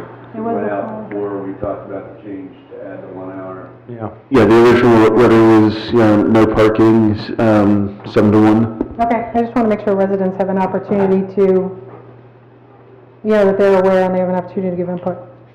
Okay. Item 73. Yeah. And then for what it's worth, this has been widely discussed at meetings and published online and the letters, so there's been plenty of awareness. Yeah, my worry was, we all like that 1 hour parking idea, and apparently that didn't float with some people, so I just want to make sure. Yeah, a lot of people Yeah. in the police. Yeah, so I just want to make sure that people have the opportunity to give feedback. Any other discussion? Okay. I'm curious of what you already mentioned before, just like what type of signage we would have. But maybe next time we can. What type of signage or the number Oh, of the signage? number of signs, really. Okay, yeah. What are the rules, generally speaking, about signage? Like, I think what Ashley's getting at, or at least my concern would be, I think the neighbors want, this restriction, the residents, I guess I should say, but I'm sure they also don't want unsightly signs or too many signs. So you want to obviously, what are the rules? I'm sure there is law about this, not what maybe Albert knows. I'm sure you can't write somebody a ticket for parking somewhere unless it's clearly marked that they can't park there, but I think we want kind of minimum signage we possibly can get away with. Yeah. That may be a John question, if there's any kind of... Well, that's also the police, they would go, because there's line of sight issues and things like that, so that's part of traffic control, but it's, they would look at it, the DPW participates in it as well. But for the 16th, we will have a ballpark number of signage. Yeah, because it's a fine line. You want significant amount of signs where people know this is blocked off, you cannot park here, but at the same time, you don't want it to be unsightly. No, and you have to make sure that in intersections it's not blocking the line of sight. So. Okay. Can we get a vote, please? Mrs. Fleece? Yes. Mrs. Fundaco? Yes. Mr. Hamilton? Yes. Deputy Mayor Abbott? Yes. And Mayor Ewald? Yes. Motion passes, public hearing December 16. Okay. 2021-35. Ordinance of the Township of Chatham, County of Morris, State of New Jersey, amending the revised ordinances of the Township of Chatham to add section 29-3 to establish an Affordable Housing Advisory Committee. Okay, can I get a motion to introduce? So moved. Okay. In terms of discussion, these, I might as well cover all three at once. These three committees were introduced by resolution because it was a trial first year, and we wanted to see how, things went. And everybody's been working really hard on all three committees, and they're doing an amazing job. The Affordable Housing Advisory Committee, I interact with them regularly, and they're doing a lot of great work, and they, I would argue that they've already saved the town a significant amount of money. And similarly, we've got the Business Advisory Committee they worked on a survey and outreach to the business community. They'll be doing they're starting to set up the business list on the website, and they're going to work with them for Small Business Saturdays for next week. And the Diversity Committee worked with the Borough and Madison on a diversity event earlier in this year. And they're planning, they have another event planned, which they're pushing out to next year. But it would be good to do this by ordinance, because people work really hard, and it's not, it's just very hard to attract volunteers if they're going to work hard, and they don't know they're going to be around the following year. So that's what this is really about, and in terms of political influence, the positions will rotate, so each new committee will be able to, layer in their people depending on what type of influence they want on that committee. Okay. Stacey, I thought also, because I had heard you say in the past about, you said the Affordable Housing Committee saved us money by working so hard, but they have incredible expertise in the housing area, and I think they do a lot of research too. Absolutely, yeah. Things keep changing in the field, and they're very specialized, and we need advice from specialized people on this very expensive and, important topic that everyone notices now. Now we're going to take them separately. So I have a couple questions. Number one is, from my understanding from everything that I've seen over this past year with the Affordable Housing Committee, I would think there needs to be some sort of way to work with the Open Space Committee, because they work hand in hand. It's pretty much, they don't? I figured they would, because it's the same land. Oh, I'm thinking of open space that's already been preserved. Oh, no, I'm saying a potential open space. I would think that they're pretty much going, they have to work together with that.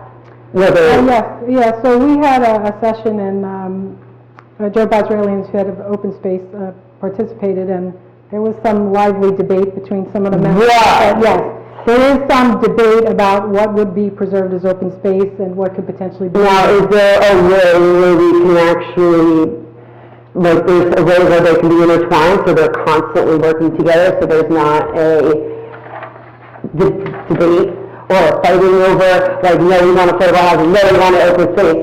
I mean, I think everybody would obviously prefer open space, but I think it needs to be worked out together. Yeah, I mean, there's definitely a relationship. At the end of the day, they advise. Yeah. So this committee is the one that's going to make the decision, and we would definitely get input from both groups. I don't know if you could formally intertwine, I mean, I guess. Mayor, something you could do is, when this ordinance was put together, it was based largely on the resolution that was adopted earlier this year for this year to establish the committee, but something that you could do, as you know, the planning board's supposed to have a liaison to the open space committee. They haven't in several years, but they're supposed to. Yeah. Environmental Commission has a liaison to the open space committee.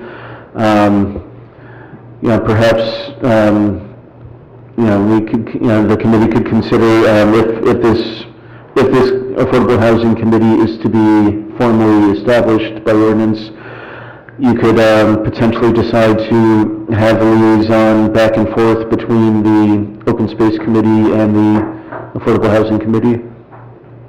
So we would revise this version to add a position for a liaison. It was in Section 2, where it says, Affordable Housing Committee shall consist of 11 members, 1 member from each district to ensure, and then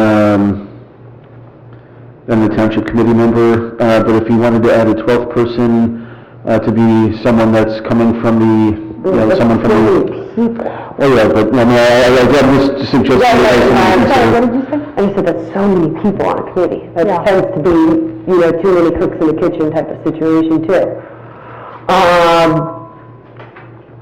Why don't you just designate one of the 11 people as a liaison to the other committee? I also don't like the whole fact there has to be one person from each voting district. I just think that limits people. Like talent. Except that you have a NIMBY thing, so you really want to head that off by having people represent every neighborhood. Yeah. So there is a part that I wanted to see what everybody thought. It says a vacancy occurring otherwise, this was Mr. Cruz that recommended this, a vacancy occurring otherwise than by expiration of term shall be filled for, I'm sorry. There's certain districts that, will probably never be really affected by affordable housing because there's nowhere to develop. Maybe we're looking for it because number one, however, if a representative from each township voting district does not volunteer for appointment to the Affordable Housing Advisory Committee, the mayor may make an appointment from any township voting district. I think that's what we're looking for. So that addresses your concern. I was a little concerned about that because I didn't want to, if we do that, I would want to limit it because we don't want to wait appointments in a couple of districts. So, either I would say it should be modified to say can be appointed from an adjoining or a neighboring district, or limit that ability to 2 slots maybe. So that if you have 2 vacant slots, you can appoint them from other districts, but not beyond that. Right. Does anybody like that language, or how we feel about that? I mean, I'd have to see it. Sounds like we're making a lot of wholesale changes, so what are we talking about here? Look, I'm actually for the affordable housing committee. Like, I'm just, but I just want to make sure that it's done right. So I just wanted to make that clear. Like, I am for this. I just, like, those are my concerns. Okay. So on the appointment to the, in terms of appointing, when you said there's vacancies, we have that in there, so the question is whether or not to limit it, which I would feel a little more comfortable if it's limited. To 2, like you said? To 2 spots, yeah. To 2 appointed spots. Well, let's think, because, where have we had issues getting representatives in the past? In this. Oh, we only have 1 vacancy now. Okay, but which I think is Wickham Woods. Exactly. That was what I was going to say, because it's already fully developed. I would think, like, specific areas I can see where there's no real threat, there's no real desire. Honestly. In practicality. People think about their own surroundings. Correct. Yeah, absolutely. So practically speaking, if we limit it to 2, then... That's what I'm trying to figure out. Right, is it 2, is it 3? Like, so we got Wickham Woods, was it Green Village a hard area to get? We got somebody. We got someone, okay. It was a hard area, though. But it was a hard area, okay. So I'm just trying to think of, like, and then I would think District 10, that would be a hard area too. But District 1, no, we got District 10. District 1, in terms of what you were saying, whether or not they would need it there, because the shopping center is right there. Right. That's why I was concerned about making sure we have somebody from District 1. Well, that's District 10. We have somebody. Right, but I was talking about how to distribute them. If we can't get someone from each district, then how many do we want to be appointed? So let's just say 2. So it's not overly loaded, so that one area is basically ruling the whole, saying not my backyard, put it somewhere else. I'm just trying to, okay, so I would say there's probably 3 areas that would be historically harder to fill this back. I was just, what are we changing it to? So it says, however, if the representative from each township voting committee does not volunteer for appointment to the Affordable Housing Advisory Committee, the mayor make an appointment from any township voting district. No more than 2 from one district? Yeah, you could do that. That would be the most, yeah. Yes. And then what was the other, I'm trying to remember. The open space liaison, do you care about that? Do we want to just put that in as some sort of consultation, mandatory consultation once a year, as opposed to a liaison, which we're... That's an idea.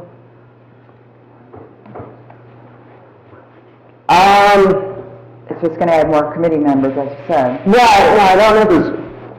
Yeah, if we're adding members to the Open Space Committee, then we would have to amend, do a completely separate ordinance to amend the Open Space Committee composition, because the Open Space Committee is a different section of the code. Yeah, that piece, I would rather do that informally for now, because everybody's kind of working hard on both teams, and I don't want to obligate either group without having a discussion with them. Right. Unless if you want to have something in here that, Could we have them maybe come in and talk with us, and so they can be included in this? Which one, the affordable housing? Affordable housing, we're going to try and get on the December agenda. Okay, and then also have the chairman of the open space also, I'm sure he would want to be involved in the affordable housing decision. The Open Space Committee has a meeting on Monday the 22nd. I can bring this up there to, ask, see how the Open Space Committee feels about having this sort of cross-pollination, and then, ask Joe Bazralian to come to a Township Committee meeting to, address... Or send us an email or something, because I think that would be really beneficial, simply because it's this, they're a small town. They only have so much vacant land, there's only so much, and they're being pulled 2 different ways. Might have all be working together and come up with a solution where we can all, put a stamp of approval on. Well, it's probably good to have the 2 committees working together, or at least in consultation, since there would be competing interests, keep it preserved versus build affordable housing. Correct. Yeah, the question is how we're formalizing it. So, well, why don't we just make that one edit for now, and we'll bring, I'm trying to think of the timing, because we don't want it to carry over to next year, we want to get it done. Right. But, one of the discussions also is whether or not we add a December meeting, an additional meeting to cover some of these miscellaneous items. Why don't we leave the open space? Are you guys comfortable if the open space is left informal? Yes. For now? Because like you said, you're obligating them, and they're not agreeing, they're not here, they're not agreeing to it. And I just think we can wait. It's a lot of work for them to do already. What do you mean wait? I think we can wait. I think we can wait and do this, and have it done with their input. Yes, this ordinance would we don't need to be in a rush, we have it all year. This ordinance would at least formally create the committee and have it be a standing committee that would exist for the foreseeable future at least, whereas, it can be amended somewhere down the road, whether it be January or subsequent to that, to tweak the composition to work with open space. I like that idea. Okay, so we're going to make that one amendment, and that's what we're going to take to the public for public hearing. Which one amendment? I'm totally confused. I'm going to do a share screen so you can see what I added, just so, the amendment that I made was, to the end of this sentence to add the words with no more than 2 representatives from a single district. And so that way, if you add a second person from Green Village, you don't have, if no one volunteers from Wickham Woods or, Chatham Glen, you don't have, 6 members from Green Village, and then the other side of the town, not represented at all. I just proposed putting a comma after district before the with, but that's... So essentially, though, you can narrow your 10 districts down to 5, with that language, no? Theoretically, well, ideally you would have a representative from each district, but, if you're having a hard time getting volunteers, then, You can have as few as 5 districts represented, but at least that way it's still somewhat spread around. Because when you look at the map of where the voting districts are, District 1 is largely Green Village. District 10 is the condos. District 9 is sort of, like a Lisa Drive, Susan Drive out that way. Yeah. District 9 is Wickham Woods. District 8 is up Lisa Drive. 7 is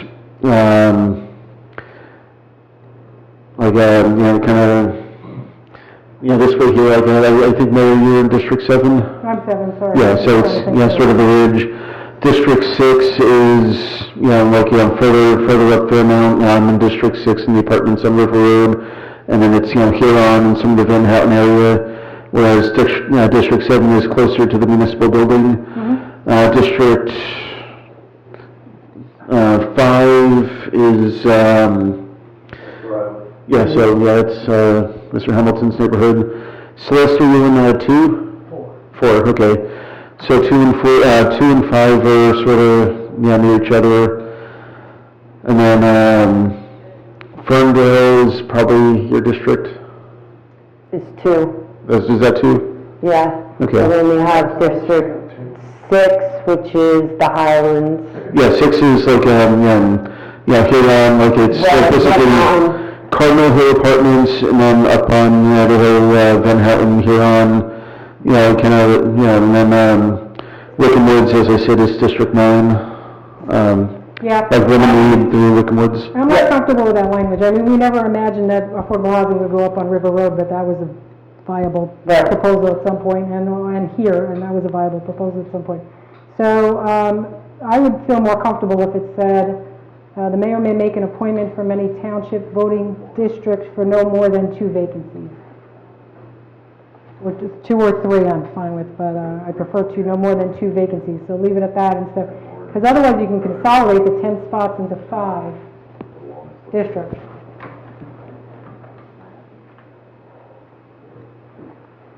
For no more than 2 vacancies. With no more than 2... No. So the mayor may make an appointment from any township voting district for no more than 2 vacancies. So we're trying to fill vacancies that we can't get people from that district. So we're saying no more than 2 can be filled. So if we have 4 vacancies, somebody's got to work hard to fill those spots. But if we have 4 vacancies, then they could fill 2 of them with people from repeating districts.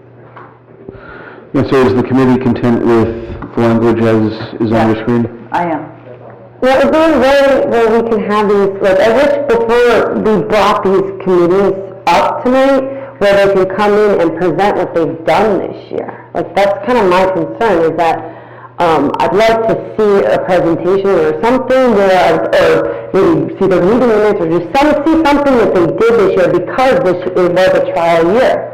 I thought the mayor just summarized it, though. Yeah. Something we could do is at if we schedule December 2nd meeting, we can have that happen at that meeting, or December 16th, prior to the public hearing on these ordinances, we can have, somebody from the chair people to, I'll have to reach out to them and see if it's good. I know affordable housing, we had talked about definitely having them present.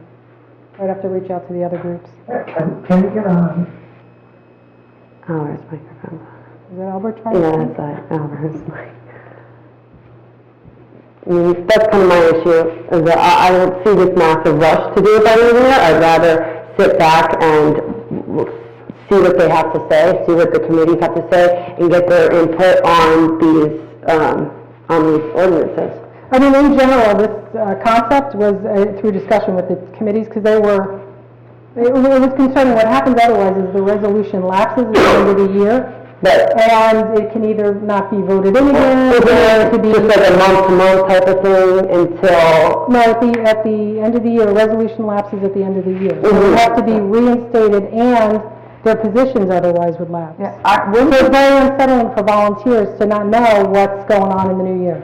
Yeah, but we're not going to hear that they don't want to be a committee when they come, and that's all we're voting on. Well, no, I would like to know what they've done. I don't like to have, we don't need to have government entities just for the sake of government entities. Right. If that's my thinking. And so if we have them come in and explain what they've done this year, excuse me?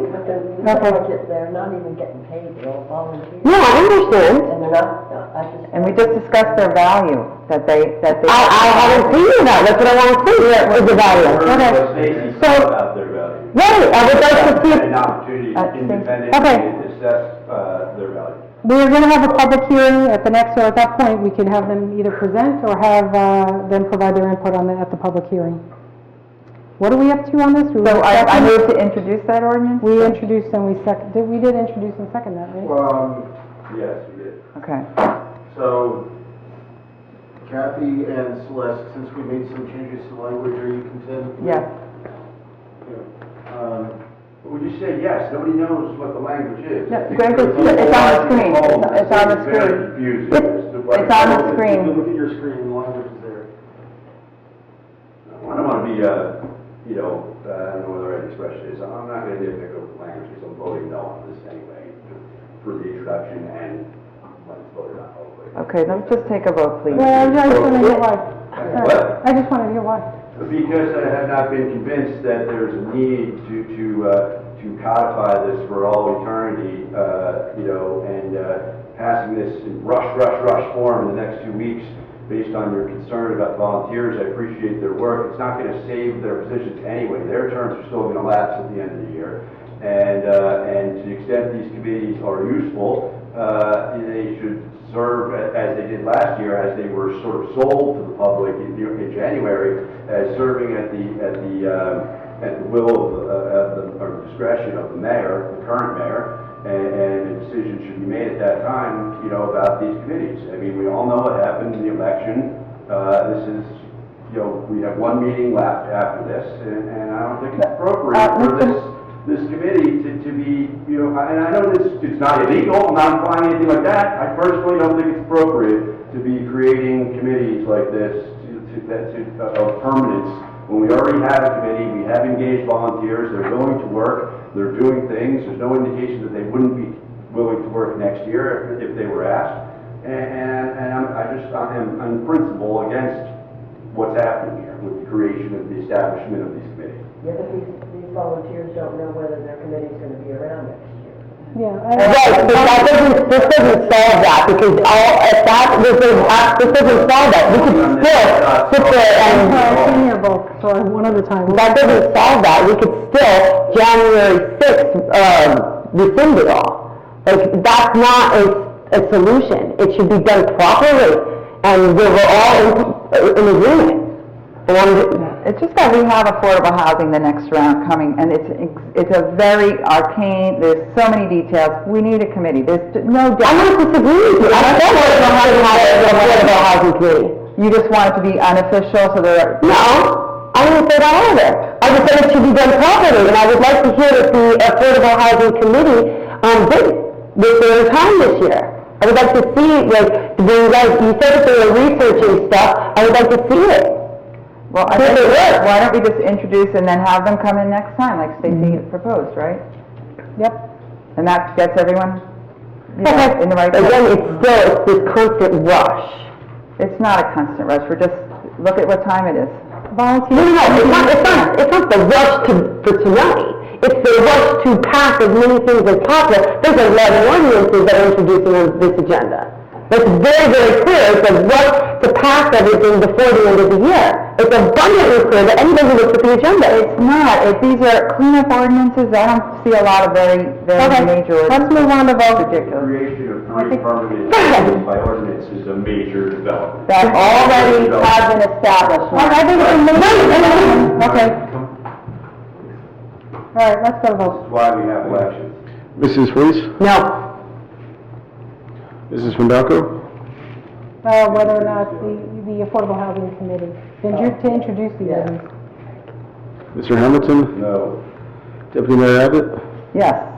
Mayor England? Yes. Motion passes, public hearing December 16th, and Since we're going to discuss the meeting schedule later, we can work it at that point if we want to invite the committees to the December 2nd meeting if it's created, or December 16th. Yes. It would be nice to give them an option too, depending on who's presenting and whether or not they could be here. So Yep. if we could do it at either one, that would be good. Are we going to invite one from each of these committees to present? Yeah. Okay, 2021-36? No, same thing. Well, no, no. I have a different concern with this one. This one I don't think should exist. Fundamentally was against it by... Well, hold on, yeah, can we, let's just follow procedure, hold on.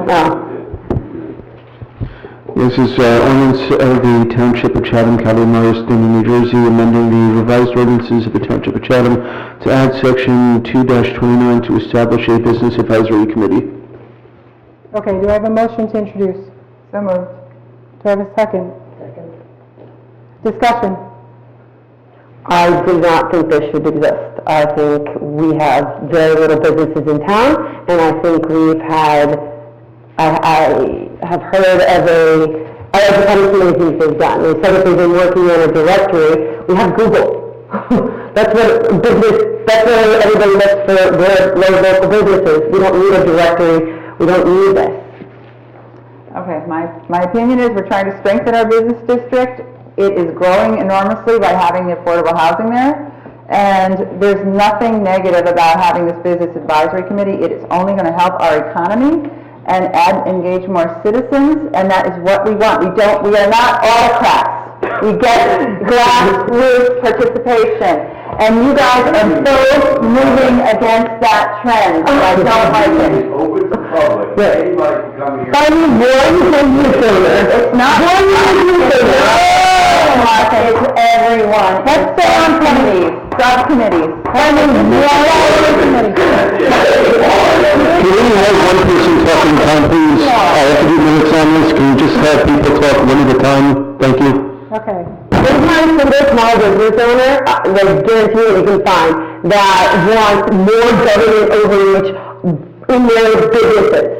I said Small Business Promotion Saturday, government overreach. It's pushing out information, it's helping them to advise. Supporting them with bodies that are volunteers. Okay. Any other new comments? Yeah, I mean, we know the makeup of this current short-lived committee and how this vote is going to go down. So it's pretty late at night, so I'm not going to waste any more time. I was against the formation of this committee when it was formed. I voted against it then, and I plan on voting against it now.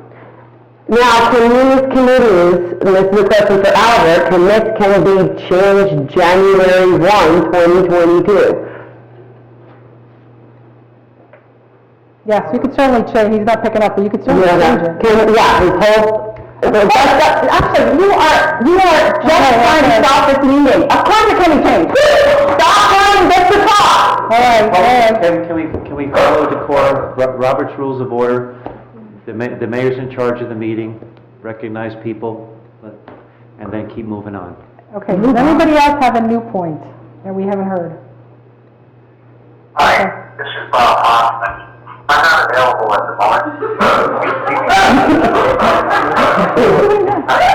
I'll be back as soon as I can. Thank you. Albert, if you can hear us, Bob's in the room, ready to close session. Okay, can we get a vote, please? Bob, My phone's already on. It's coming from Albert's computer. he's trying to answer, and somehow he doesn't have sound. All right, I'll step outside and see if I can. Can you send him what is that? Can he dial in just so the residents can, if you want to send him? He's still in the meeting.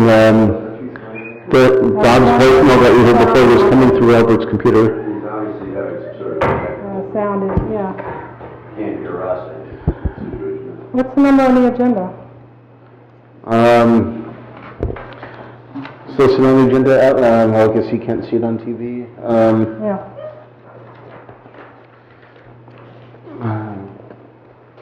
Or telephone 301-715-8592, there's a bunch of different numbers.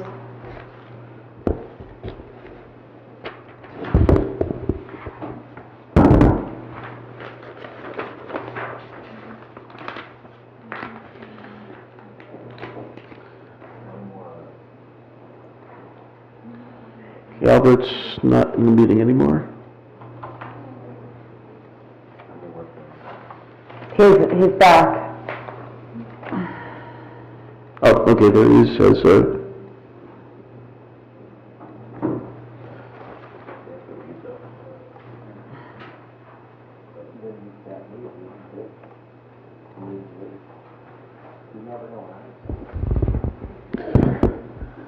okay, Albert, is you there, can you hear us? Yes, I can hear you. For some reason, I got kicked off the meeting, but obviously I'm back now. And I apologize, it took me longer than I anticipated. I did hear some of the discussion, I know you had a question for me, but I was focused on trying to get back in and... Yeah, I think the question was, if this ordinance is adopted this year, could it be repealed next year? Yes. All right, so that doesn't solve... It can be repealed, it can be amended. It's whatever the township committee, the next township committee decides to do. Okay. So that doesn't solve that was my point, is that doesn't solve the issue of the residents want, or the volunteers want assurances. There are no assurances. Like, that's the point.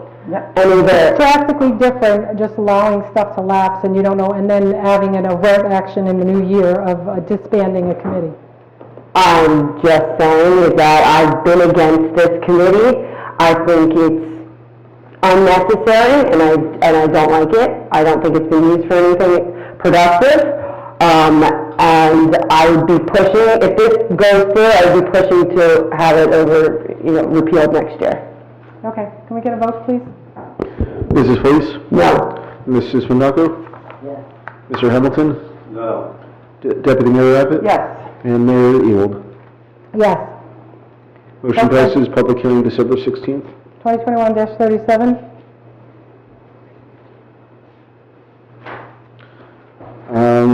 Same as the last one, only diversity committee instead of business advisory. Okay. Can I get a motion to introduce? Motion introduced. Can I get a second? Discussion. If anybody's against the diversity committee, you just have to prove that to our diverse population, increasingly diverse. Increasingly diverse will be increasingly diverse. And it should be established because it is and established again by ordinance because it is a public good.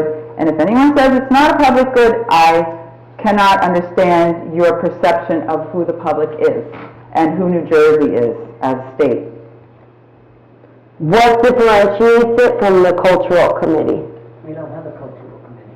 The cultural committee of the Chathams, the club, the cultural club? It's different.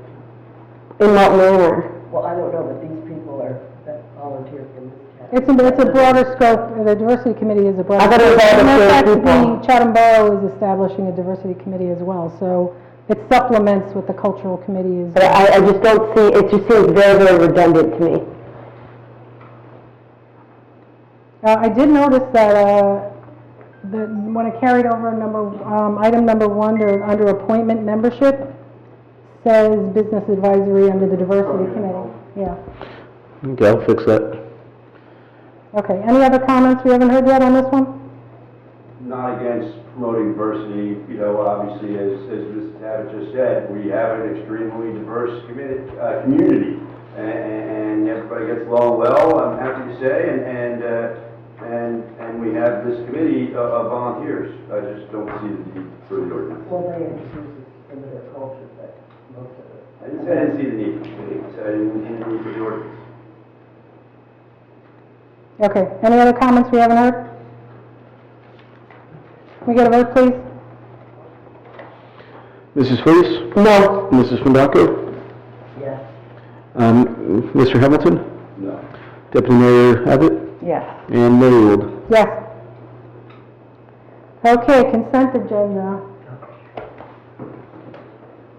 This evening we have Resolution 2021-271, payment of bills, 2021-272, approving meeting minutes, 2021-273, approving executive session minutes, 2021-274, outside lane redemption. 2021-275, awarding contract for wet sludge transportation. 2021-276, appointing DPW laborer. 2021-277, authorizing contract with Phoenix Advisors for ARP reporting. 2021-278, authorizing amendment number 1 for Safe Routes to School sidewalk grant for Shunpike sidewalk from Falmouth to Pine Street. 2021-279, authorizing payment to condemnation commissioners. 2021-280, authorizing amendment to the affordable housing agreement with Nouvelle Home Solutions, Inc. Let's see, we don't have budget transfers, so that one will come off. 2021-282, dedication by rider, accumulated absences liability trust. And 2021-283, dedication by rider, storm recovery trust fund. Okay, do I have a motion to approve?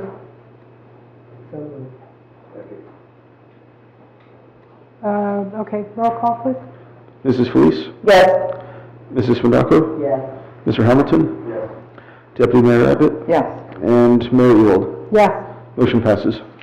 So we have a meeting scheduled discussion, and we still have another public hearing. I thought there's something in the bylaws. It's now 11:01.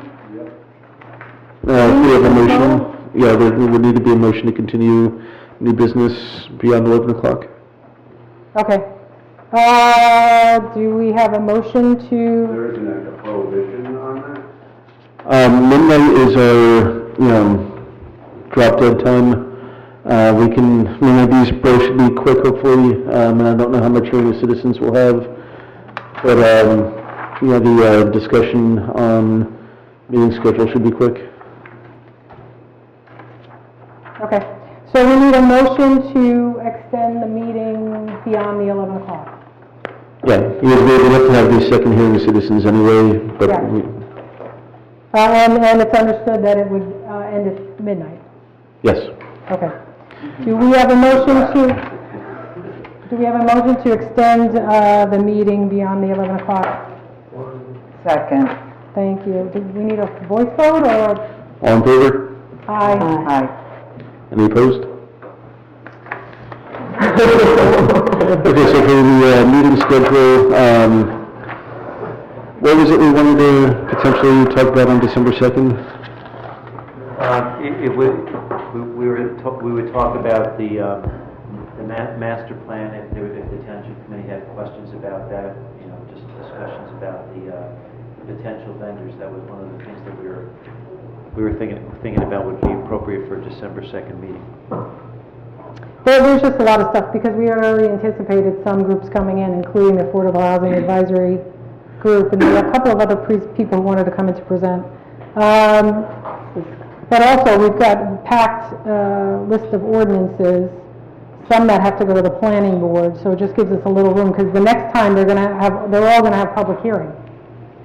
So the question is whether or not we would add, we have a December 16th meeting already on the schedule, whether or not we would Squeeze everything in. add a December 2nd meeting. Yeah, that happens every year at the end of the year. So just so we're clear procedurally, with the December 16th meeting is a regularly scheduled meeting, so we have pretty wide latitude what we can cover at that meeting, whereas December 2nd, because it would be a special meeting, the only business that can be conducted is whatever is included in the meeting notice. Because that would be a special meeting. So I'll have to do a special Open Public Meetings Act notice for that. So When does that notice get crafted? When does it have to go out to do by December 2nd? I would have to have it at least, at the latest, November 30th, it has to be at least 48 hours. Oh, okay. So, if that's, December 2nd being a Thursday, I would want to have it out no later than that Monday, and, the sooner the better, just so that way we can let the public know what we're going to talk about, since, Yeah, that's we good. like transparency. Okay. And also, so that We we don't have to decide that tonight. No, it doesn't have to be decided tonight, but we should decide tonight if we're going to have the meeting, and then we can work on the agenda between now and, Yeah. that Monday before. So is everybody comfortable with adding a December 2nd But there's no meeting? limitation on what can be in that notice. No, we can add whatever we need to for that notice. It's just a matter of once that notice goes out, that's the business for the evening. I mean, obviously, I'm against this, but, you know, we all know where this is going, so maybe we should just go through the exercise of the roll call vote.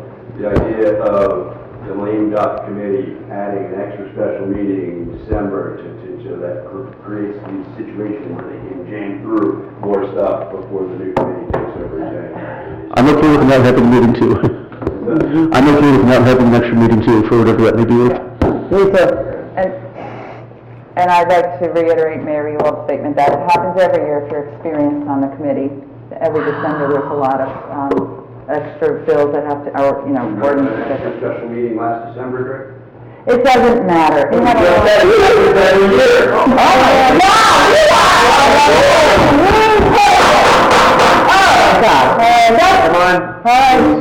yeah, that's what I want, decorum, and stop being so nasty. Mr. LaFonte, were you going to say something? Excuse me. Mr. LaFonte, I'm sorry, were you going to say something? I was originally going to say that I don't remember offhand if we had special meetings at the end of last year. We definitely had them in 2018. I thought we had them in 2019 also. We have in 2019 because of affordable housing. Yeah. But we can look and email tomorrow. All right. Can't believe you have to. Let's go with the vote, whatever we need to do. Goading. Well, this is not a matter to vote on, it's a matter of a general consensus. Yeah, I'm just trying, because we had a lot of presentations. It wasn't just affordable housing. I'm just worried we're going to be packed with stuff. Okay, if I can ask a question, other than Mr. Hamilton, is there anybody up there that's against having a meeting? So we have 2 that are against having a special meeting on the 2nd. Do we have 3 people that are in favor of having a meeting? Yeah. Well, I'm in favor of having meetings so we don't carry things that are just get stuff done that needs to be done for the people, not for people's egos. And do we have a sense of what we're going to discuss at that meeting? We got to figure out how to divvy everything up, but there's just a lot to cover. You and I will wind up crafting an agenda and sending it out to the township. Yeah. Okay.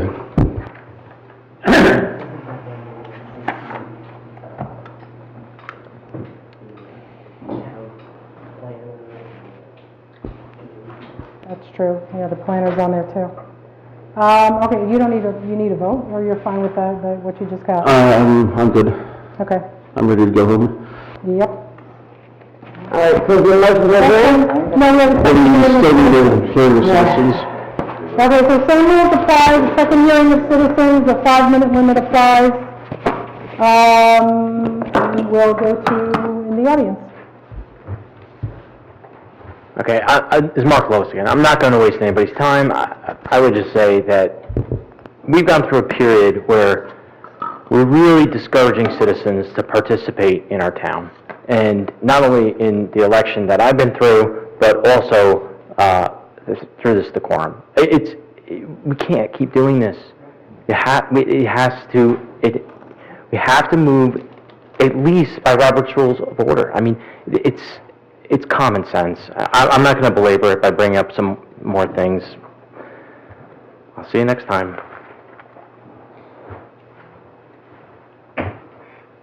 Okay. Do we have anybody on Zoom? Yes.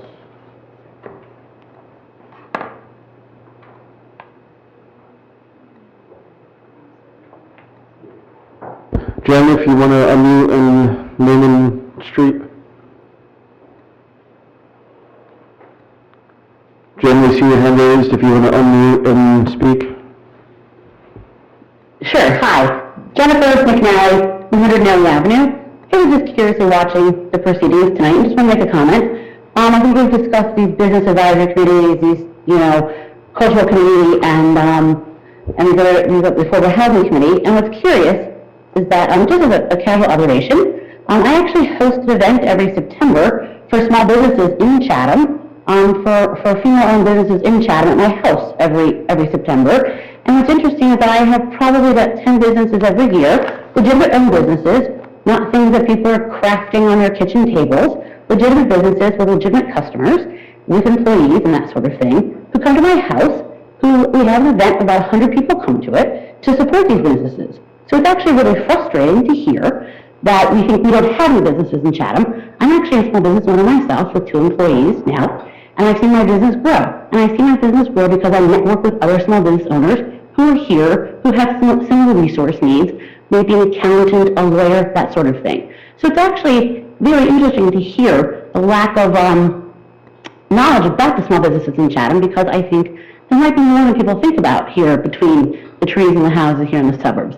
There's a lot of activity going on with small businesses, and having seen people come to my house and have their things that are for sale every year, there are about 10 people, give or take, businesses who come, and people come, and we do a lot of business, and there's a lot of interesting things that go on, and people learn, hey, I didn't know you owned this store, hey, I didn't know you were the one who owned this restaurant, I didn't know you did so-and-so, I didn't know you did kid parties.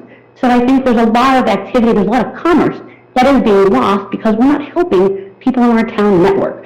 So it is very hard to hear this, and it's very frustrating as a small business owner myself, but as someone who hosts this event every year, to hear that we don't have any small businesses in Chatham. We do have small businesses in the Chatham Township, and we don't support those people. So it would be very nice to help people build a network, because maybe I do need a lawyer, and I did. And you know what? Somebody else with a small business here, help me find a lawyer for my business. Somebody help me find an accountant. So there is a network of people, and if we could support each other, I think we could have a lot of activity and a lot of growth, and really make things much more vibrant for people who are just starting things out. So I'm just going to give that opinion, and thank you for letting me share it, but it's very frustrating to hear people think that we have no small businesses in Chatham Township, because we do, and they're here if you just take a look around. Thank you, Mrs. McNally. Yeah, we were focused on brick and mortar, but you're right, there are a lot of, and I know at the event you hosted, you do have brick and mortar businesses that come out as well, but there are a lot of home-based small businesses, and especially with COVID, there's more and more. So there really is an opportunity to support other businesses besides our brick and mortar. Okay, was there anybody else? That's it. Okay. Seeing no one else for the public hearing, we're going to close out the public hearing, and I will take a motion to adjourn. Second. All in favor? Aye. Aye. Good night, everyone. Have a happy Thanksgiving.